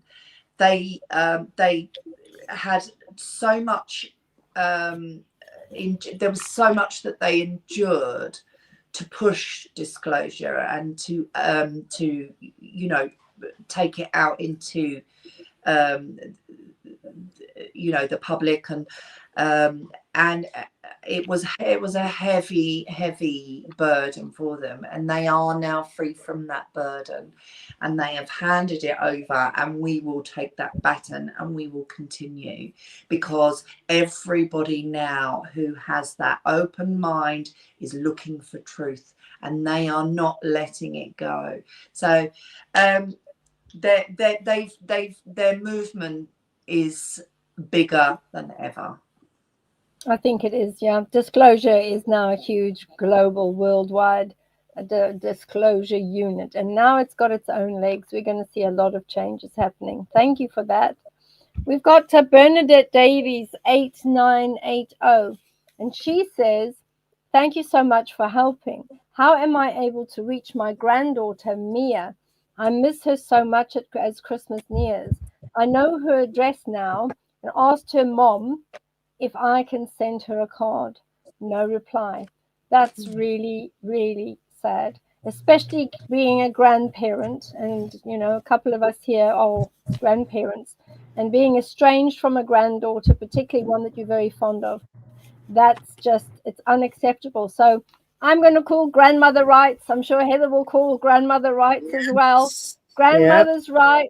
Sod it, mate. Yep. You send that. You send that Christmas card. You Yep. send it to her. Did it. But send it. Take a photograph of it, and so that you've got it. So in the future, because this did happen to me a couple of times, and I was then challenged. So you never sent us cards. You never did this. You never did that. I said, I would hate to tell you, but I actually did. And here are the photographic evidence of what I sent and when I sent it all those years ago. Because in this digital age, you can take photographs and keep them aside so that when Mia eventually does get in contact with you, which she will, Bernadette, you'll be able to say, you know what? I did send the card. Here's the pictures of what I sent, and it just never got to you because someone else intervened. So do what you would like to do. Be the grandmother that you want to be. Send the card. It's not necessary for you. You are a grandmother. Then there is such a thing as granny rights, isn't it, Heather? We're both grannies. Oh, yes. Granny rights. There we go. Absolutely, bless. Yeah, you can't. I think that is just absolutely rude. So we have got Tammy Landrigan, baby doll. This was to baby doll. Baby doll have had Lyme's disease since 1995. Sunshine and grounding, unplugged and electric foods is what finally started to make the progress. So I think that this is obviously something that Tammy Landrigan has had a lot of experience with. So yes, sunshine and grounding. Depending on where you are in the world, it might be winter. Grounding could be a bit difficult, but you could always get a grounding pad. So we're going to skip on to another one. I just Jennifer Weedmock. Sorry. Happy holidays, ladies, and thank you all for sharing your time with us, sending hearts and 4-leaf clovers. That's very, very cute. Thank you. We've got another one here. Jed01. Hi, everyone. Heather's husband, Jed, here, living the show. So proud of Heather's. I think that's really cute. So cute. And this is Irimi Ayetaro. Beverly, will 2026 be a better year for me and my family? This year was with lots of obstacles and love and in Jesus. So let's make a start. Who can make some comments? 2026 for Irimia. There we go. Heather, you've been very quiet there, Heather. Let's ask you to pull some cards for Irimia. Okay. Go on. We have got see both sides. Oh, nice. Oh no, he means. And improve situation. So it looks like you'll be seeing both sides and an improved situation for 2026. So that's already starting with being very positive. Maybe positive. Like balancing things out, you know, and and it improves everything if you can balance it better. Share. Yeah, it looks like the bad year is over. 2026 is more balanced for you. So that's a good start. Let's have a look here. And Jess, what do you get for Irimia, please? Okay, so half the battle is just confidence in yourself and investing in yourself. So I say rewrite the script, rewrite the story, literally put it down, write it down. Maybe lists are very important for you, or that's the best way to manifest, but I'm getting lots of lists, and writing is significantly it manifests a lot for you. It's your manifestation of choice, I would say. So take an elevator down from your mental over analyzing and be more in the heart space. We are, as a humanity, collective humanity, moving towards more of a heart and throat chakra centered state of being rather than the solar plexus. So soften into more of a love state and be confident in that. That doesn't mean you're weak or you're soft. It's needed, in this earthly realm. We have a lot of deletes going on in evil. And sometimes you know, just understanding, like Heather said, perspective, seeing another perspective. We never know what's going on in other people's shoes, and we're all kind of at the bottom of the delete pyramid, right? And so showing Here we love are. and compassion both to ourselves and others is paramount to shift. Power is in numbers. That's all I'm going to say. Perfect. Thank you so much. So it looks like it's again another good one, 2026. And Zara, for Iremia, please, what do you get with regard to the changes in the year and for next year? Yeah, so I've pulled the World, which is a great card to answer Ooh. that question, because it's indicating the ending of, you know, the situation as you know it, and moving into a new cycle, completion of that old cycle.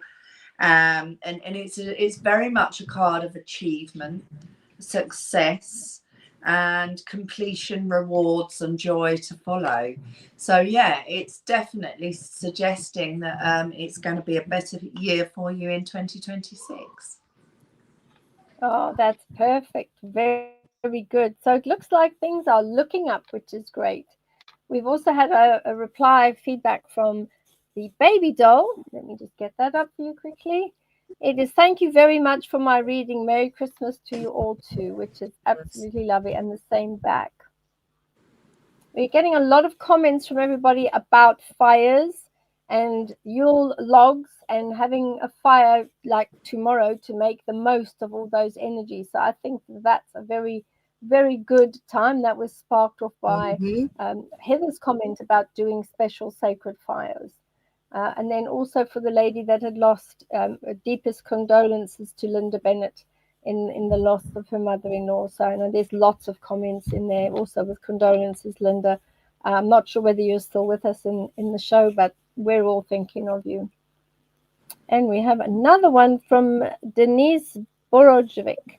Hi, ladies, looking for some general guidance or on what needs to come through.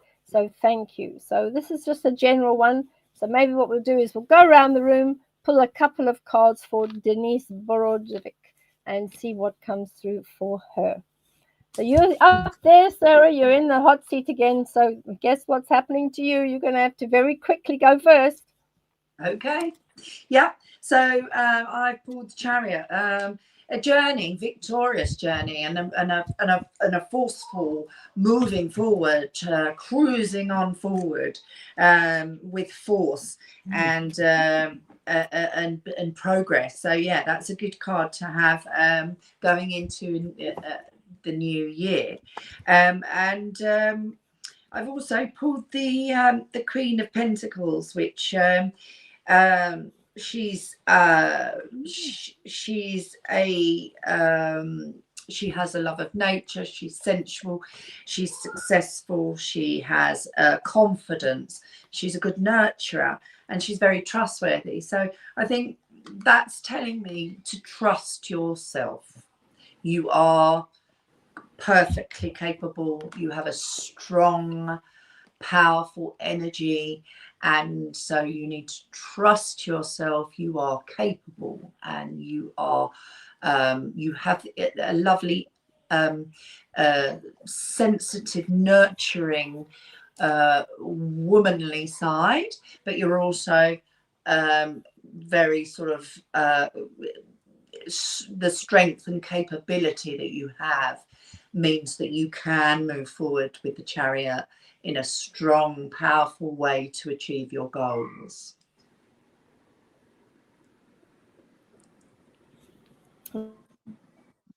That's absolutely perfect. Thank you. And Heather, what do you have for Denise Borojevic, please? I got comfort zone. So maybe stepping out of your comfort zone and making progress. So that definitely saying then you will make progress and feel loads better. Yes. Oh, I think that's good. That's great general guidance, and also very positive, you know, that you're moving forward, which is excellent. Yes. Yeah. And of course, Jess, what do you get for Denise Borojevic? Well, I can't make this up. I mean, I have 2 decks and I got the same card, celebration. So, girl, you need to celebrate yourself. I also got animals that are heavily guiding you in the spirit realm right now. So perhaps there's a wolf in sheep's clothing around you. So pay attention at these celebrations. But I feel, my guides immediately, I started chuckling for no reason whenever I was tapping into your energy. And so I don't know if you're real, like my guides were just laughing hysterically at you, like not at you, with you. Like you're fun. The way you do things is like to the beat of your own drum. Keep doing it. I feel like celebrate you. There's a lot of insight and revelations coming with the groups or the people around you. It's not necessarily bad. I feel like you're being guided by the spirit animal totems right now. So pay attention when you're out and about. Maybe you get smells like me, like animal smells. So pay attention to what your body's doing when you're out and about. Oh, that's perfect. And now we've got a very interesting one. I don't know whether everybody has seen. There is a new film that's coming out in the summer next year, and it's actually been created by Steven Spielberg. And it's one that I've been asked about a lot and been sent emails a lot about, and went and watched the trailer. And this was the Steven Spielberg's latest film called Disclosure Day. And I found when I was watching some of the original footage that was put out as a teaser, I found it interesting, in as much as the one aspect that they portrayed in the movie was star language, also known as light language. But what was very interesting is one of the main characters, who is a TV presenter, she suddenly changes and squirms. Her eye color changes, and she starts coming out with the clicks, the whoops, the whistles of star language, which is a language that even demons cannot understand. It's above all of those vibrationally. And I'm finding it very interesting that he would actually put something like that in this tale that he's putting out in his new film called Disclosure Day, because a lot of individuals at this stage don't really know what light language is, definitely don't know what a star language is until they hear it. So I want to hear if everybody has got some idea of how this ties in with disclosure, but more importantly, what do you feel the changes would be necessary that is going to come out in the film for next year? And more importantly, will you be going to watch it? Jess, you're up there. What do you feel? Yeah. So I have, with light language, I really have to let go of control. I struggle with control, like whenever I did my psychic medium development courses, my teacher was always like, Jessica, you need to keep the spirit like at arm's length, because you're easily a trans medium, and you don't want to be like Edgar Casey, where, your neurological system's kind of like, drained. So I struggle with letting light language come through, but every now and again I'll just come out with some weird stuff, and I think I've been talking in English. I did it one time when I was in high school, like on stage, and that was really embarrassing. I was like really nervous, and I thought I was speaking English, and I wasn't. There's a lot of times in the shower where I go, but I will be watching. Definitely I'll watch I like to watch movies just for the playbook, but I go in with the intention that I'm not going to let it tell me the vision. Good. That's a good idea. It's like I see the other playbook. How do I steer this ship for my own? What do I want to occur? I don't let sometimes, even the frequencies in movies, I got to turn it down.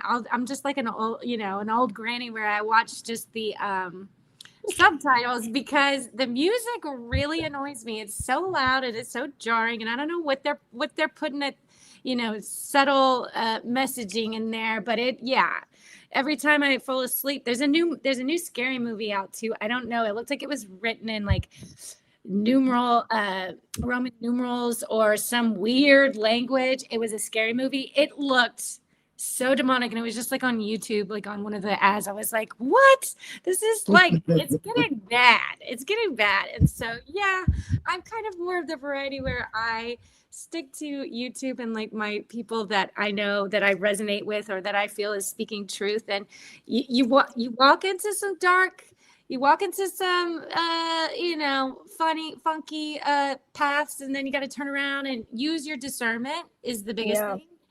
And call in your, your guides and your protection. Absolutely. Protection. Yeah. And call your power back. Yeah, it is. It's very good. And Heather, you were animated with that. What do you feel you might be interested in going to see the film Disclosure Day? Yes, obviously it'll be one at cinemas with a bed in it, the nice comfy ones. Nice comfy seat. Yeah, nice comfy seat. Yeah, good idea. Definitely. Yeah, very excited about that one. Yeah, like Language Lady Conference, she did great with the vibrations. They were amazing. Yeah, she did really well. Yeah, we might. I did invite a light language specialist to come on this evening with us, but unfortunately she's in a totally different country, and obviously it's just before Christmas, so everybody's traveling. But hopefully next year she'll be able to come and join us and give a demonstration and talk about the light language and maybe give some advice for individuals in light language. But I'm pleased that Steven Spielberg has allowed that to go through, because there's not enough is known about star language and light language, and it's good that he's actually got that in a film, because he will be bringing the question to the masses. And Sarah, what's your comment about the Disclosure Day film? Yeah, so I did get sucked in by the I have to admit, because of Ascension symptoms, I've been unable to watch anything mainstream TV, mainstream films, anything. I just can't. So I've just stuck, as just said, to the YouTube stuff and quite frankly, some days I've really struggled with that too. But yeah, so when I watched the trailer, I was really sucked in, because E.T. was just fantastic, wasn't it? And I was about 7 or 8 when E.T. came out, and so I'm a Spielberg, and all Spielberg films are incredible. And when I watched the trailer, I was sucked right in.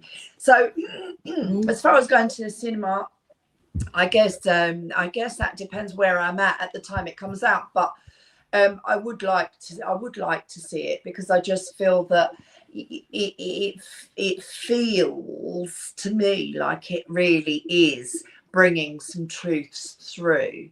Now, I think with Hollywood, that's the thing, is art does always imitate life, and there's so many films now I'm second sort of looking back on or looking into, thinking, I see, that was a message, or the truth, that we all sat there watching it thinking it's fantasy, but that it's not at all, and it is reality. Sound of Freedom is one of the other ones that have come out, that it's not really realistic, because it's focusing on one I can't remember Sound of Freedom, is that Mexico or Colombia, and the reality is, it was, yeah.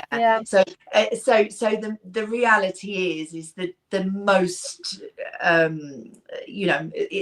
for instance, America and Canada and UK, they're the big the vast numbers of the children and the moving around and everything are coming from sort of not necessarily remote sort of South American countries that we that we might not relate to as easily as we would a Western country, but yeah, so I think it feels like it's coming at a time where we have that knowledge, and we can watch and see more of the messages that are coming through, because you have so many people that are awakening. they're going to watch it and they're going to understand where those messages are coming through, and they're not necessarily going to cast it off as fantasy, and it's going to hit home that actually this could well be, you know, more truthful. So to learn that that is coming through the light language, like you say, it's actually sort of increased my enthusiasm for watching it. Definitely, I think, and I will watch it now with a different eye than I might have done a few years ago. And I did some research, and I did find, you know, there's some individuals, I know quite a few that are clients that are in the Hollywood area, and I was talking to one of them about it, and she said to me directly, she said, that one that took the leading role, she had to go and research. She had to research light language and star language because she had no idea what it was.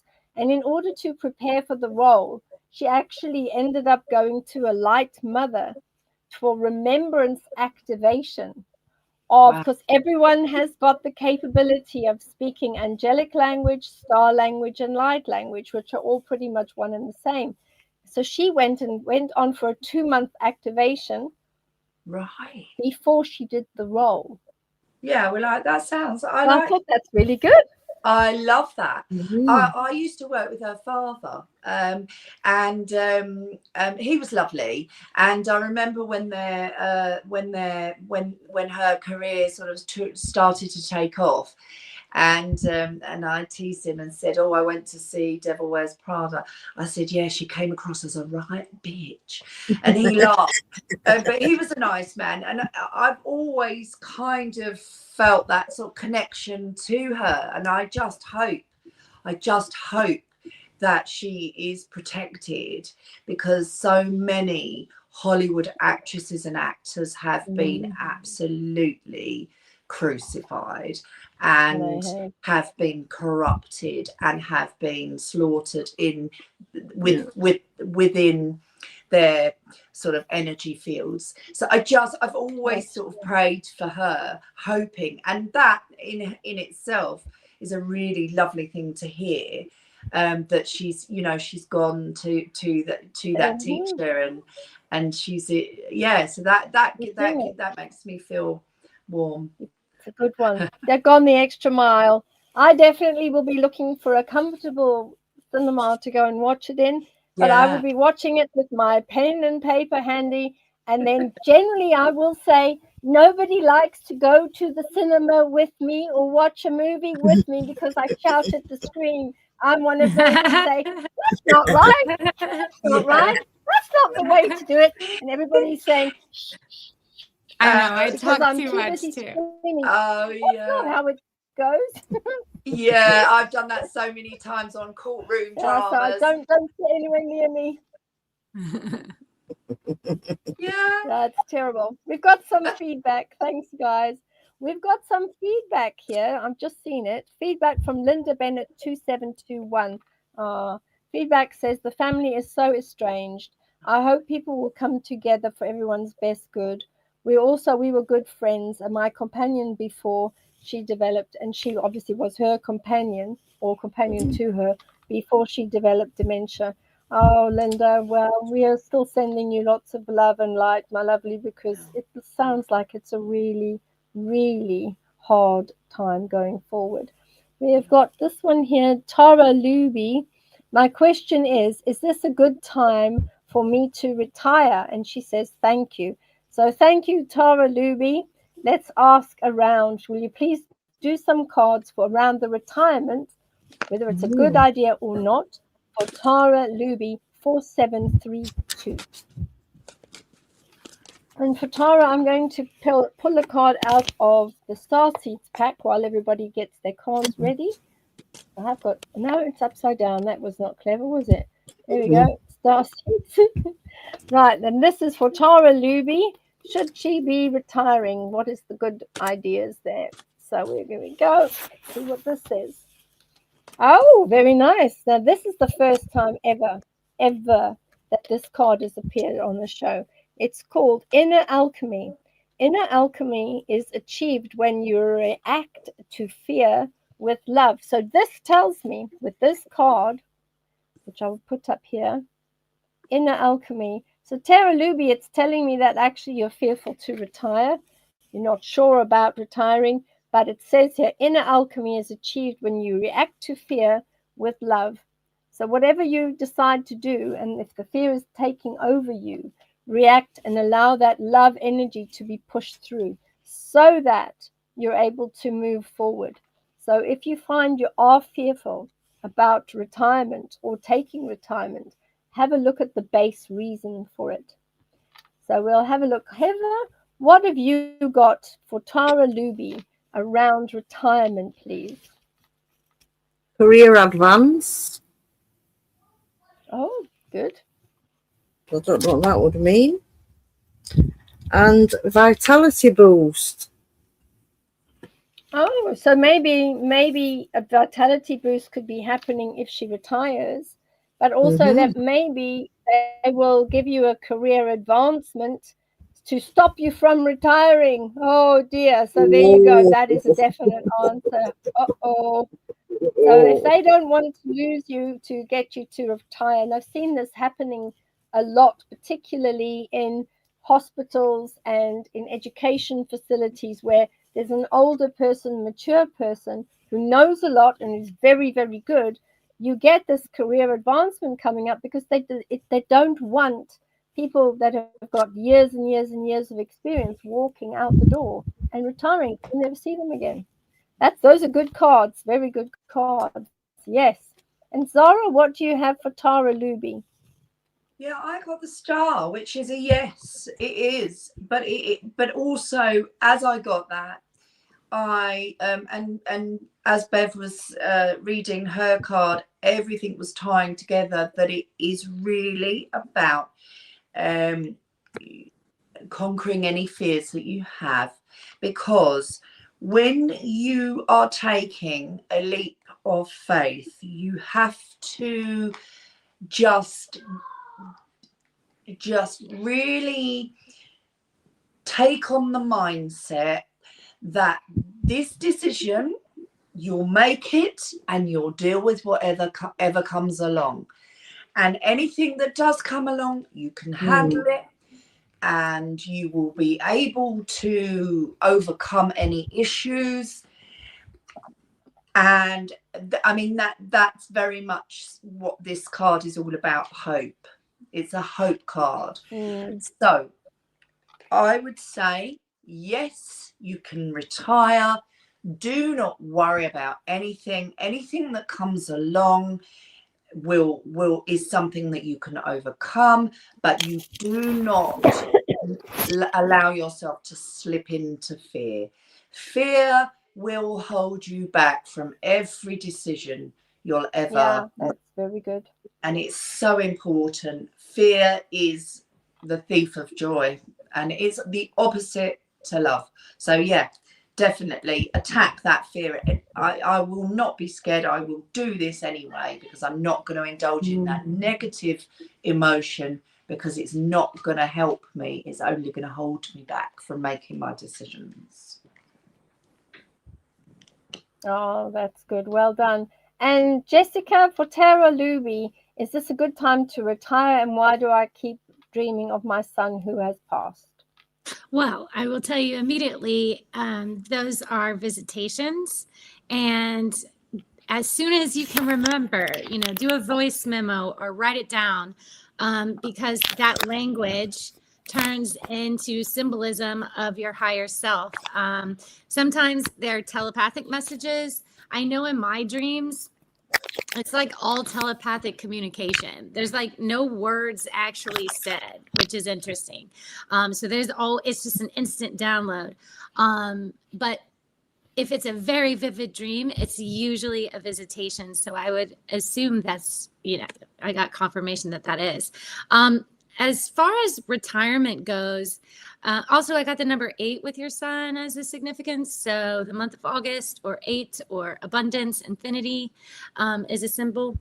I also got the 2 of Pentacles as well to confirm that.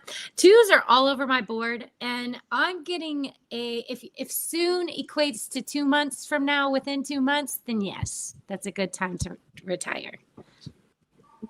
That's very good. So Talubi, you have a lot of different comments. Watch this back, because I know retirement is a very serious thing. Lots of different options, and obviously because whatever the income in that is coming in is less because you're on retirement wages, have a look and make sure that you can make it through. So we have got a comment from Cheyenne Blue, 26. Today, my first son Jaden was born asleep. Today he would have been 15 years old. Please may I ask, this is for the two mediums, may I ask if there's any messages for me tonight? I greatly appreciate it. So firstly, Cheyenne, I will say to you, my heart goes out to you. Anyone who has had a stillborn and has lost a child, it's an unbelievable wrench, and my heart really goes out to you for that, knowing and understanding the loss that you feel. So for both of the mediums amongst us, is there any message from the little Jaden that you might be able to give to our Cheyenne Blue? She's a great supporter of this channel. Yes, absolutely.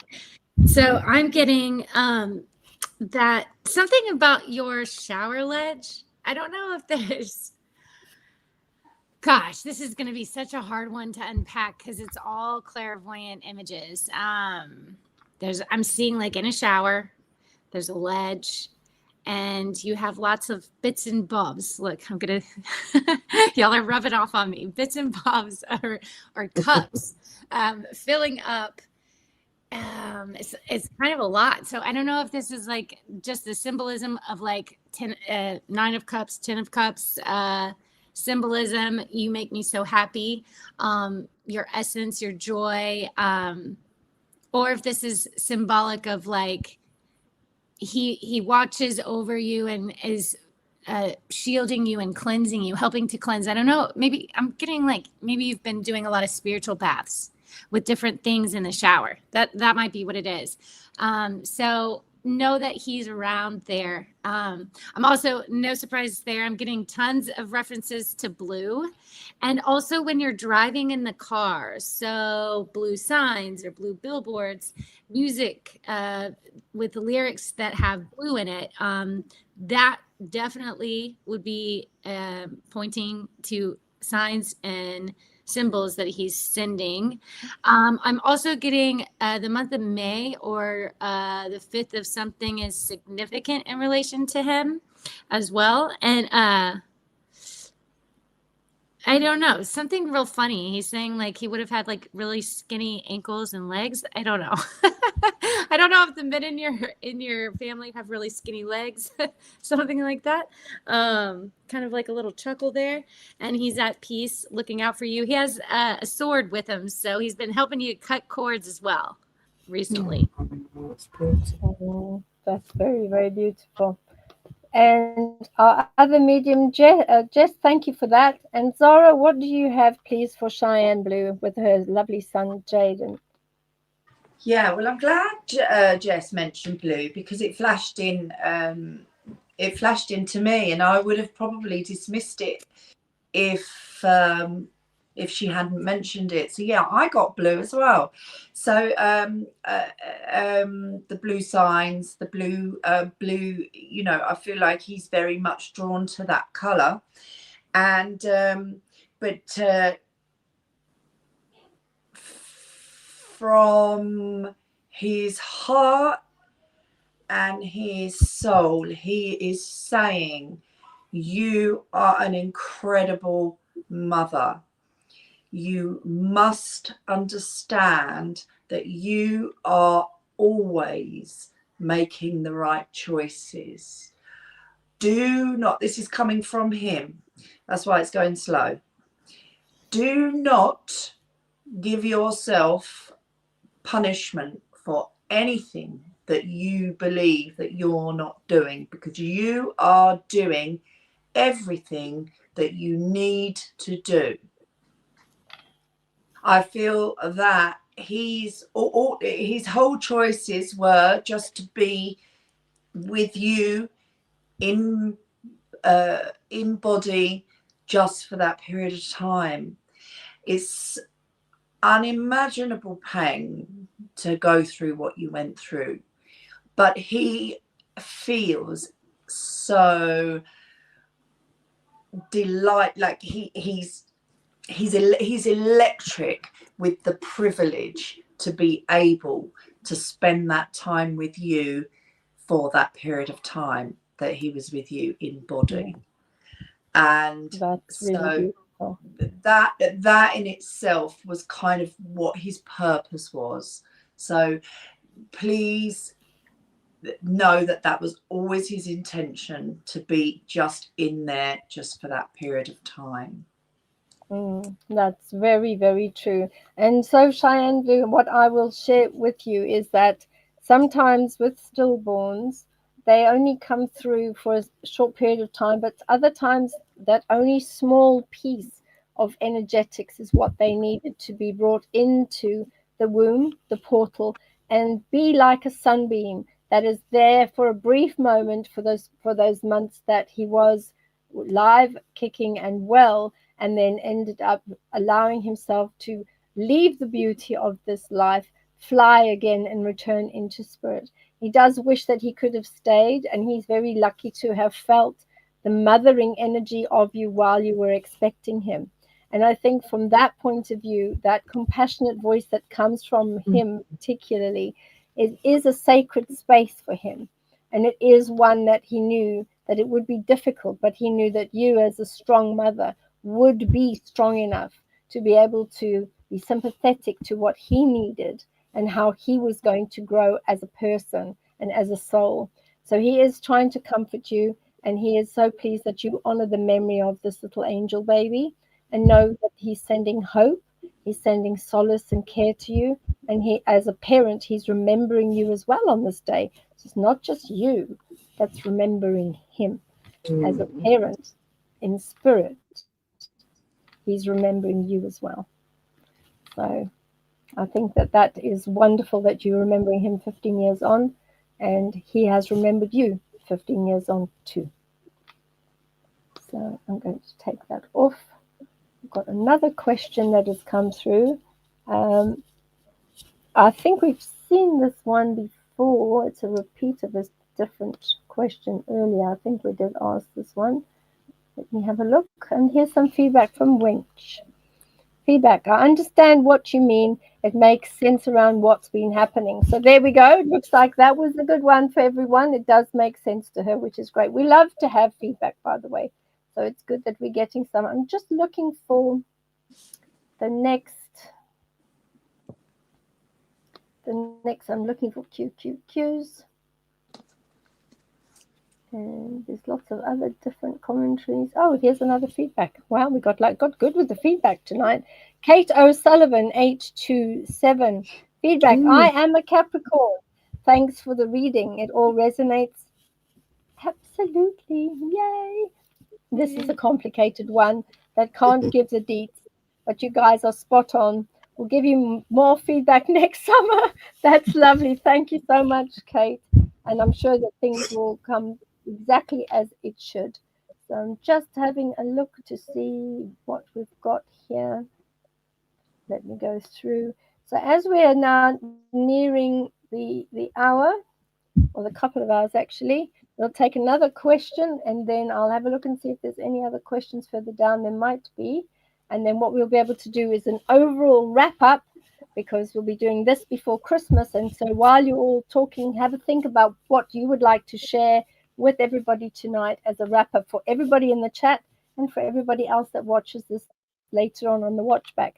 So for Shaz Mills 01, I'm so worried about the future of the UK. What can we do spiritually to help the country move out of darkness? Thank you, lovelies. Shan. So, hi, Shan. Yes, there are different levels of darkness that are happening in different countries. And there are individuals that are able to plug in to Gaia. And these are like earth angels and individuals that can actually earth the power and earth the energy.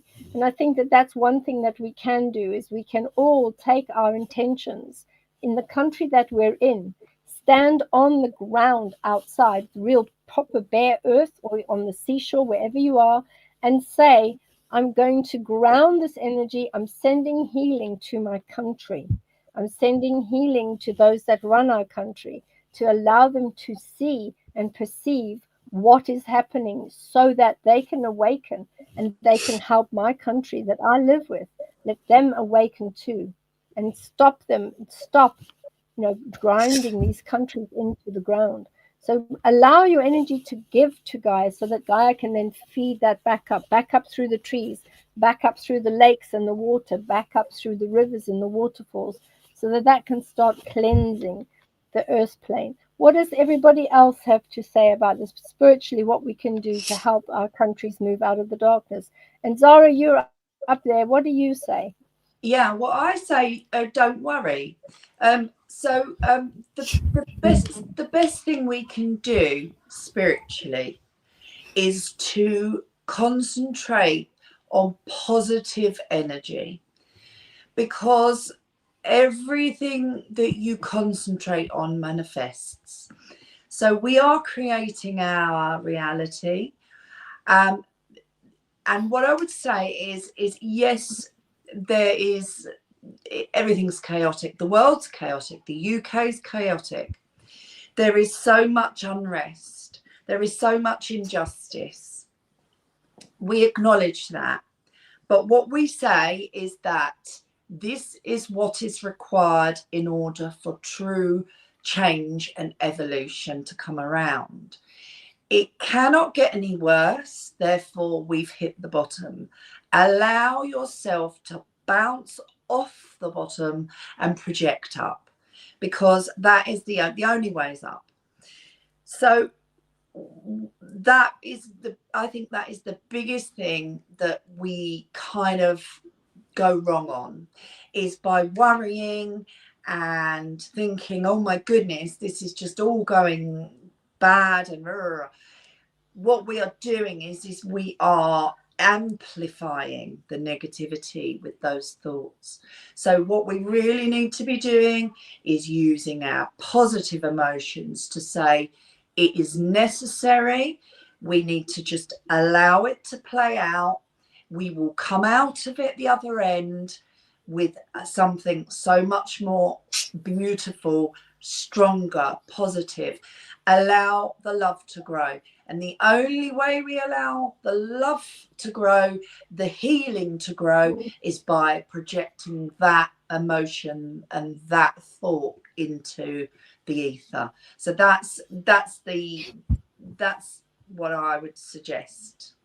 Okay, that's perfect. Thank you, Zara. And Heather, what are your comments around the energetics of the UK and other countries? I've just got a screen block at the moment. I can't see anybody. That's all right. We can see you. The question was about worried about the future of the UK. I tell you what, let your screen get fixed.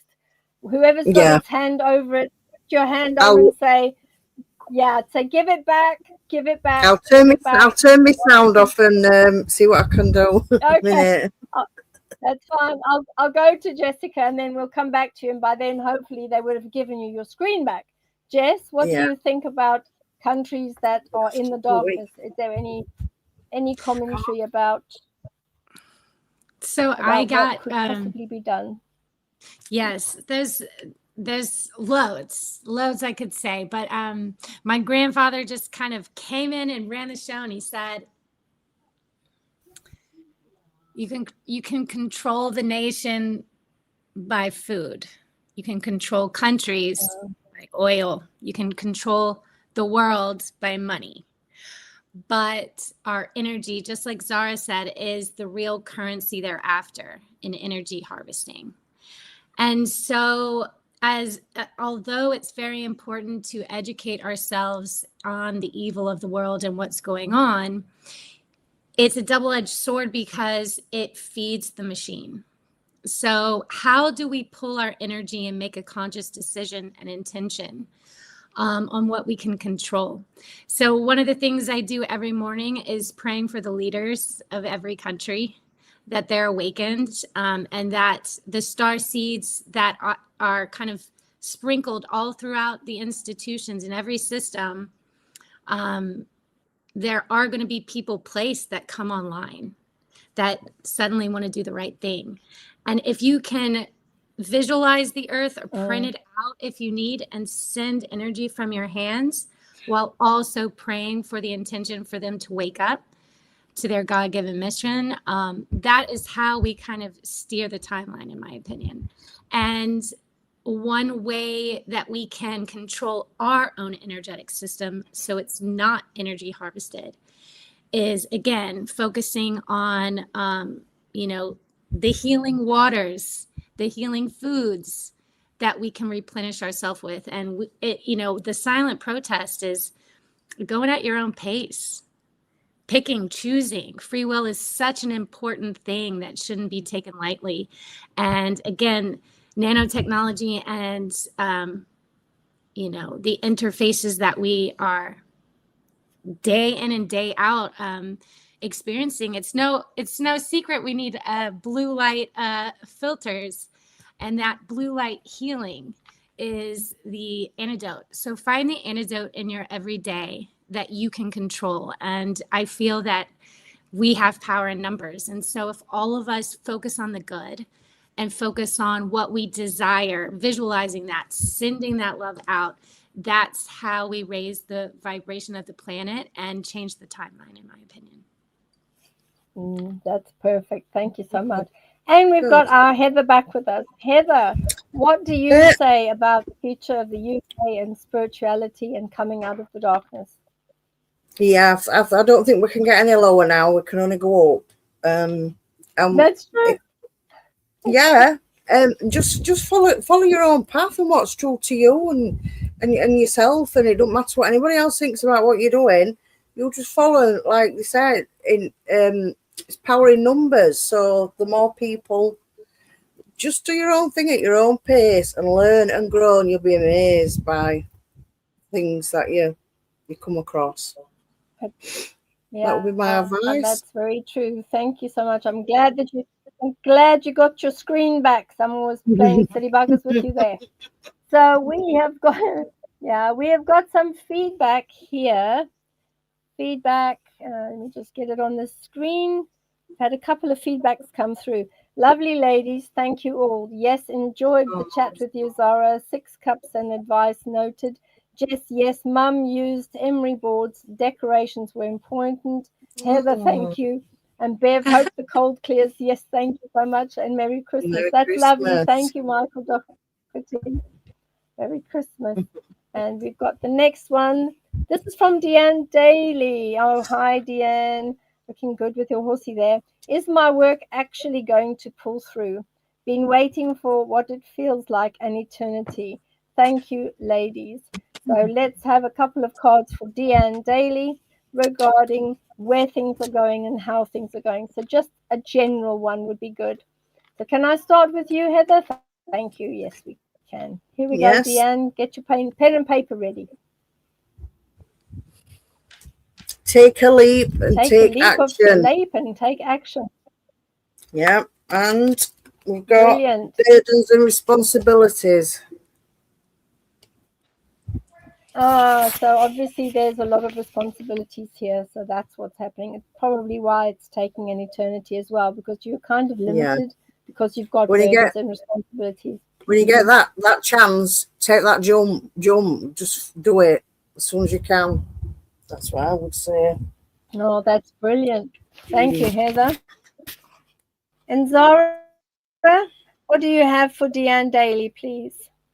Yeah, I've got the 4 of Swords, so I'm getting that you're not resting enough, actually, and you can do that. You can overexert yourself. You can keep ploughing on through, thinking that by keep on trucking despite how you feel, and then it will bring results. But in actual fact, a rest can really regenerate. You can really regenerate from resting.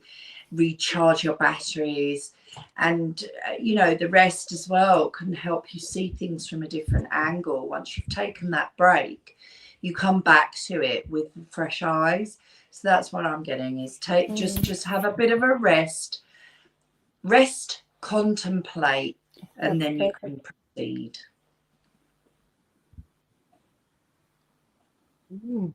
Oh, that's lovely. Good. And Jess is coming up. What do you have for Deanne Daly, please? So I don't know if you're working for a company, and just put it where it fits, because I'm just getting like, things here and there and putting together the story. But I got something a little different. So if you're working for someone else, and that's why it's taking so long, it looks like your guides don't want this gem or this project that you're trying to birth to be owned by someone else and for them to get the profit. Does that make sense? So it almost feels like where you're at right now is being undervalued. Now, if you don't work for anybody and you're working for yourself, then that would be the message within yourself, that maybe the blockage is that you're thinking it's maybe not so rare, or but I'm seeing it is very grounded in absolutely everything that you are, and it's going to take flight and grow for sure in the next year. I'm getting have a lot of confidence with it, but for some reason I'm getting someone is undervaluing you, whether it's someone you've partnered with or your investor, something. It's almost like it's not going to happen until you clear that energy out of your field. It almost feels like someone feeding off of you energetically. So it's almost like your protection and your guides, they don't want someone else to get to gain from this idea or this project or this thing you're birthing, the work that you've been putting in, because it would break their heart. They're like, no, this is all you. You get all the glory. You get all the gold. So take that message where it resonates, but I feel like it's all you, boo. So yeah, take it and run with it. It will happen within a year. Oh, that's brilliant. Thank you very much. And we've got another question here. I think it is a mediumistic one. Jessica Gable, is my spirit team proud of me? My grandma is coming through, so that's really good with Jessica Gable. So I'm pleased that the grandmother is coming through, because the grandmother is trying to provide a lot of guidance. And I think that the guidance is an aspect that you need just now. And that is why it's the grandmother that's coming. So I say, yes, your spirit team is very proud of you, because in sight of the odds and the difficult times that you've gone through, and sometimes the lack of confidence that you have still gone ahead and done it. And this means that they are still working through you. They are proud of you, and they will try to keep building you up. What else does everyone else say for Jessica Gable? Do you have anything that's coming through? Was there any channeled messages? So let's go to Zara. Have you got any channeled messages from the grandma? And then I'll come to Jessie. And then we'll go across to Heather to look at the cards for Jessica Gable. Yeah, I heard always. They're always proud of you. Always proud of you. And I'm hearing that they're proud of your strength, of your determination, of your vision, your ability to navigate the difficulties in life, the ability to grow. They're so proud of how much you've grown and how much you've learned. You have surpassed what you intended to achieve in this lifetime already. They are incredibly proud. So yeah, well done. Oh, that's lovely. And Jessica, what do you have as far as a mediumistic? The message I'm getting is to heavily guard and protect. Two of you with the same name. I think there's a little bit of a lag. Okay, I think there's a little bit of a lag, but so what I'm getting is your grandmother's saying to protect your energy with a fearsome boldness. So maybe you're tapping. I don't know if you get a lot of readings tarot readings, or if you watch a lot of readings on YouTube or some other readers. But she's saying to really pull back and not do it so much, because it can affect your energy field, because you're sensitive right now and very influenced by what you're seeing, feeling, hearing. And so she's showing me a dial. She's like, turn it down a bit, take a break, take a pause, because it's kind of maybe you're a thinker, you're a deep thinker, and it's over analyzing you late at night, like you're kind of on that hamster wheel. She's also saying she wants you to get a lot more plants in the kitchen. I don't know why. I know plants, and maybe a money tree. Maybe you're trying to manifest more money. And so she says, get a money tree, put it in the left most corner of your place when walking through the front door. And then I'm also seeing the number 11. So either November or the 11th of something is significant, or you might be seeing a lot of 11s lately. So I know whenever I see 1111, it's like strength, leadership, confidence in self-mission and self-love. And so it could mean all of the above, which normally happens in my readings. She sends her love, and I see her over the stove. I don't know if she's like melting chocolate, or if it's like dark roux or stew, but there's something dark and liquid that she's boiling on the stove. So I don't know if it was a tradition that she used to make that during the holidays or what, but and then I'm also seeing the number 83, or the year 83. She sends her love. That's perfect. Thank you. And Heather, do you have 2 cards that you can pull for Jessica Gable, please? First one is End to the Battle. Oh, good, good. So that means yes, very proud, and yes, she's coming through to you. And then we have got Overworked and Appreciated. That's obviously the work environment. That's exactly what that is. So those are 2 great cards there, Heather. So Jessica, start re-evaluating the work environment and look to see how you can do more for yourself. Your grandma coming through is very important, because she was one of those that was very forward going and was definitely able to see things as they are. And if she's coming through to you, it means that she will be guiding you. I really hope that helps, and I'm wishing you and yours and all of the family on the farm a fantastic Christmas. So we've got some feedbacks that are coming in. Here we go. Feedback. Cheyenne Blue 26 feedback. Oh my God, I'm in tears. So spot on, ladies. Jaden obviously got his dad's legs and ankles. Harley got mine. Zara, you've no idea how accurate your words are for what happened recently too. And for Jess too. So there, everybody, it looks like Cheyenne, I see you're in tears. So I'm pleased that we were accurate, and I'm pleased that you got a lot out of today.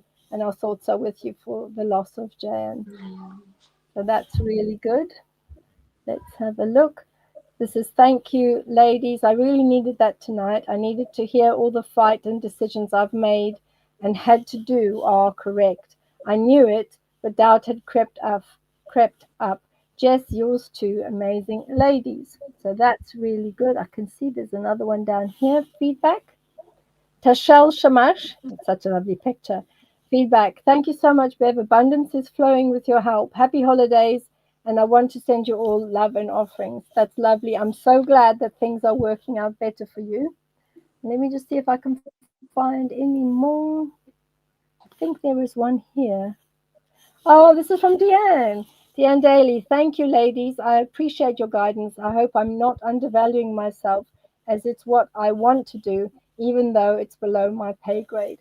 So happy Christmas to you. Love as always. So yeah, you know what, Deanne, even though it's below your pay grade, if that is something that your heart really sings with and is resonant for you, and you can manage on something that's below your pay grade, then if it makes your heart sing, go ahead and do it. Thank you for the feedback.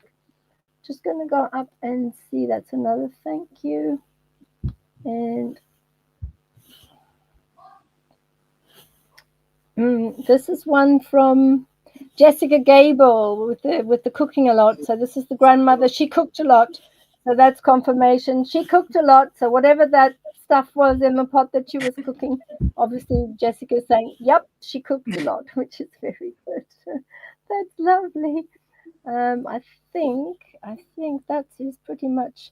Before the stream ends, happy holidays to everyone, wherever in the world you may be. May it bring peace, happiness, and special times with your nearest and dearest. So, Cheyenne Blue, the same back to you and to everybody over here in the comments that we can see. We're giving lots of love out to you. And we'll have a final message that comes from each of my readers today. We will be back next week, but it'll be after Christmas. So use this energy. So, Zara, you're in the hot seat. I'll start with you, and then I'll go down to Heads, and then to Jess, and then we'll close off for the evening. And to everyone, our mods that are in the chat that are doing such a fine job. And thank you so much for looking after all of us. And thank you for everyone in the chat posting comments. And we hope that we can continue bringing you this particular type of show every week going on next year. So let's start. Zara, what's your final closing message, please, before Christmas of 2025? Okay, my final message is happy winter solstice for tomorrow, happy Christmas, happy Hanukkah, happy times. Thank you for your community, your support. You've made my year. I'm looking forward to spending more time with you in 2026. 2026 for all of you will be a more positive, balanced and fruitful year. So enjoy your break. I love you. I appreciate you, and have fun.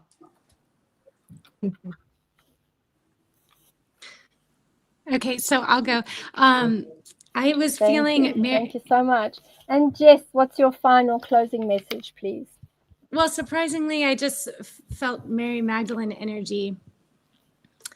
And a message or a feeling download I got was religions, they like to worship the man Jesus, but the method of Jesus is how we can worship. And so the overall message is to bring your light to a dark corner in our world.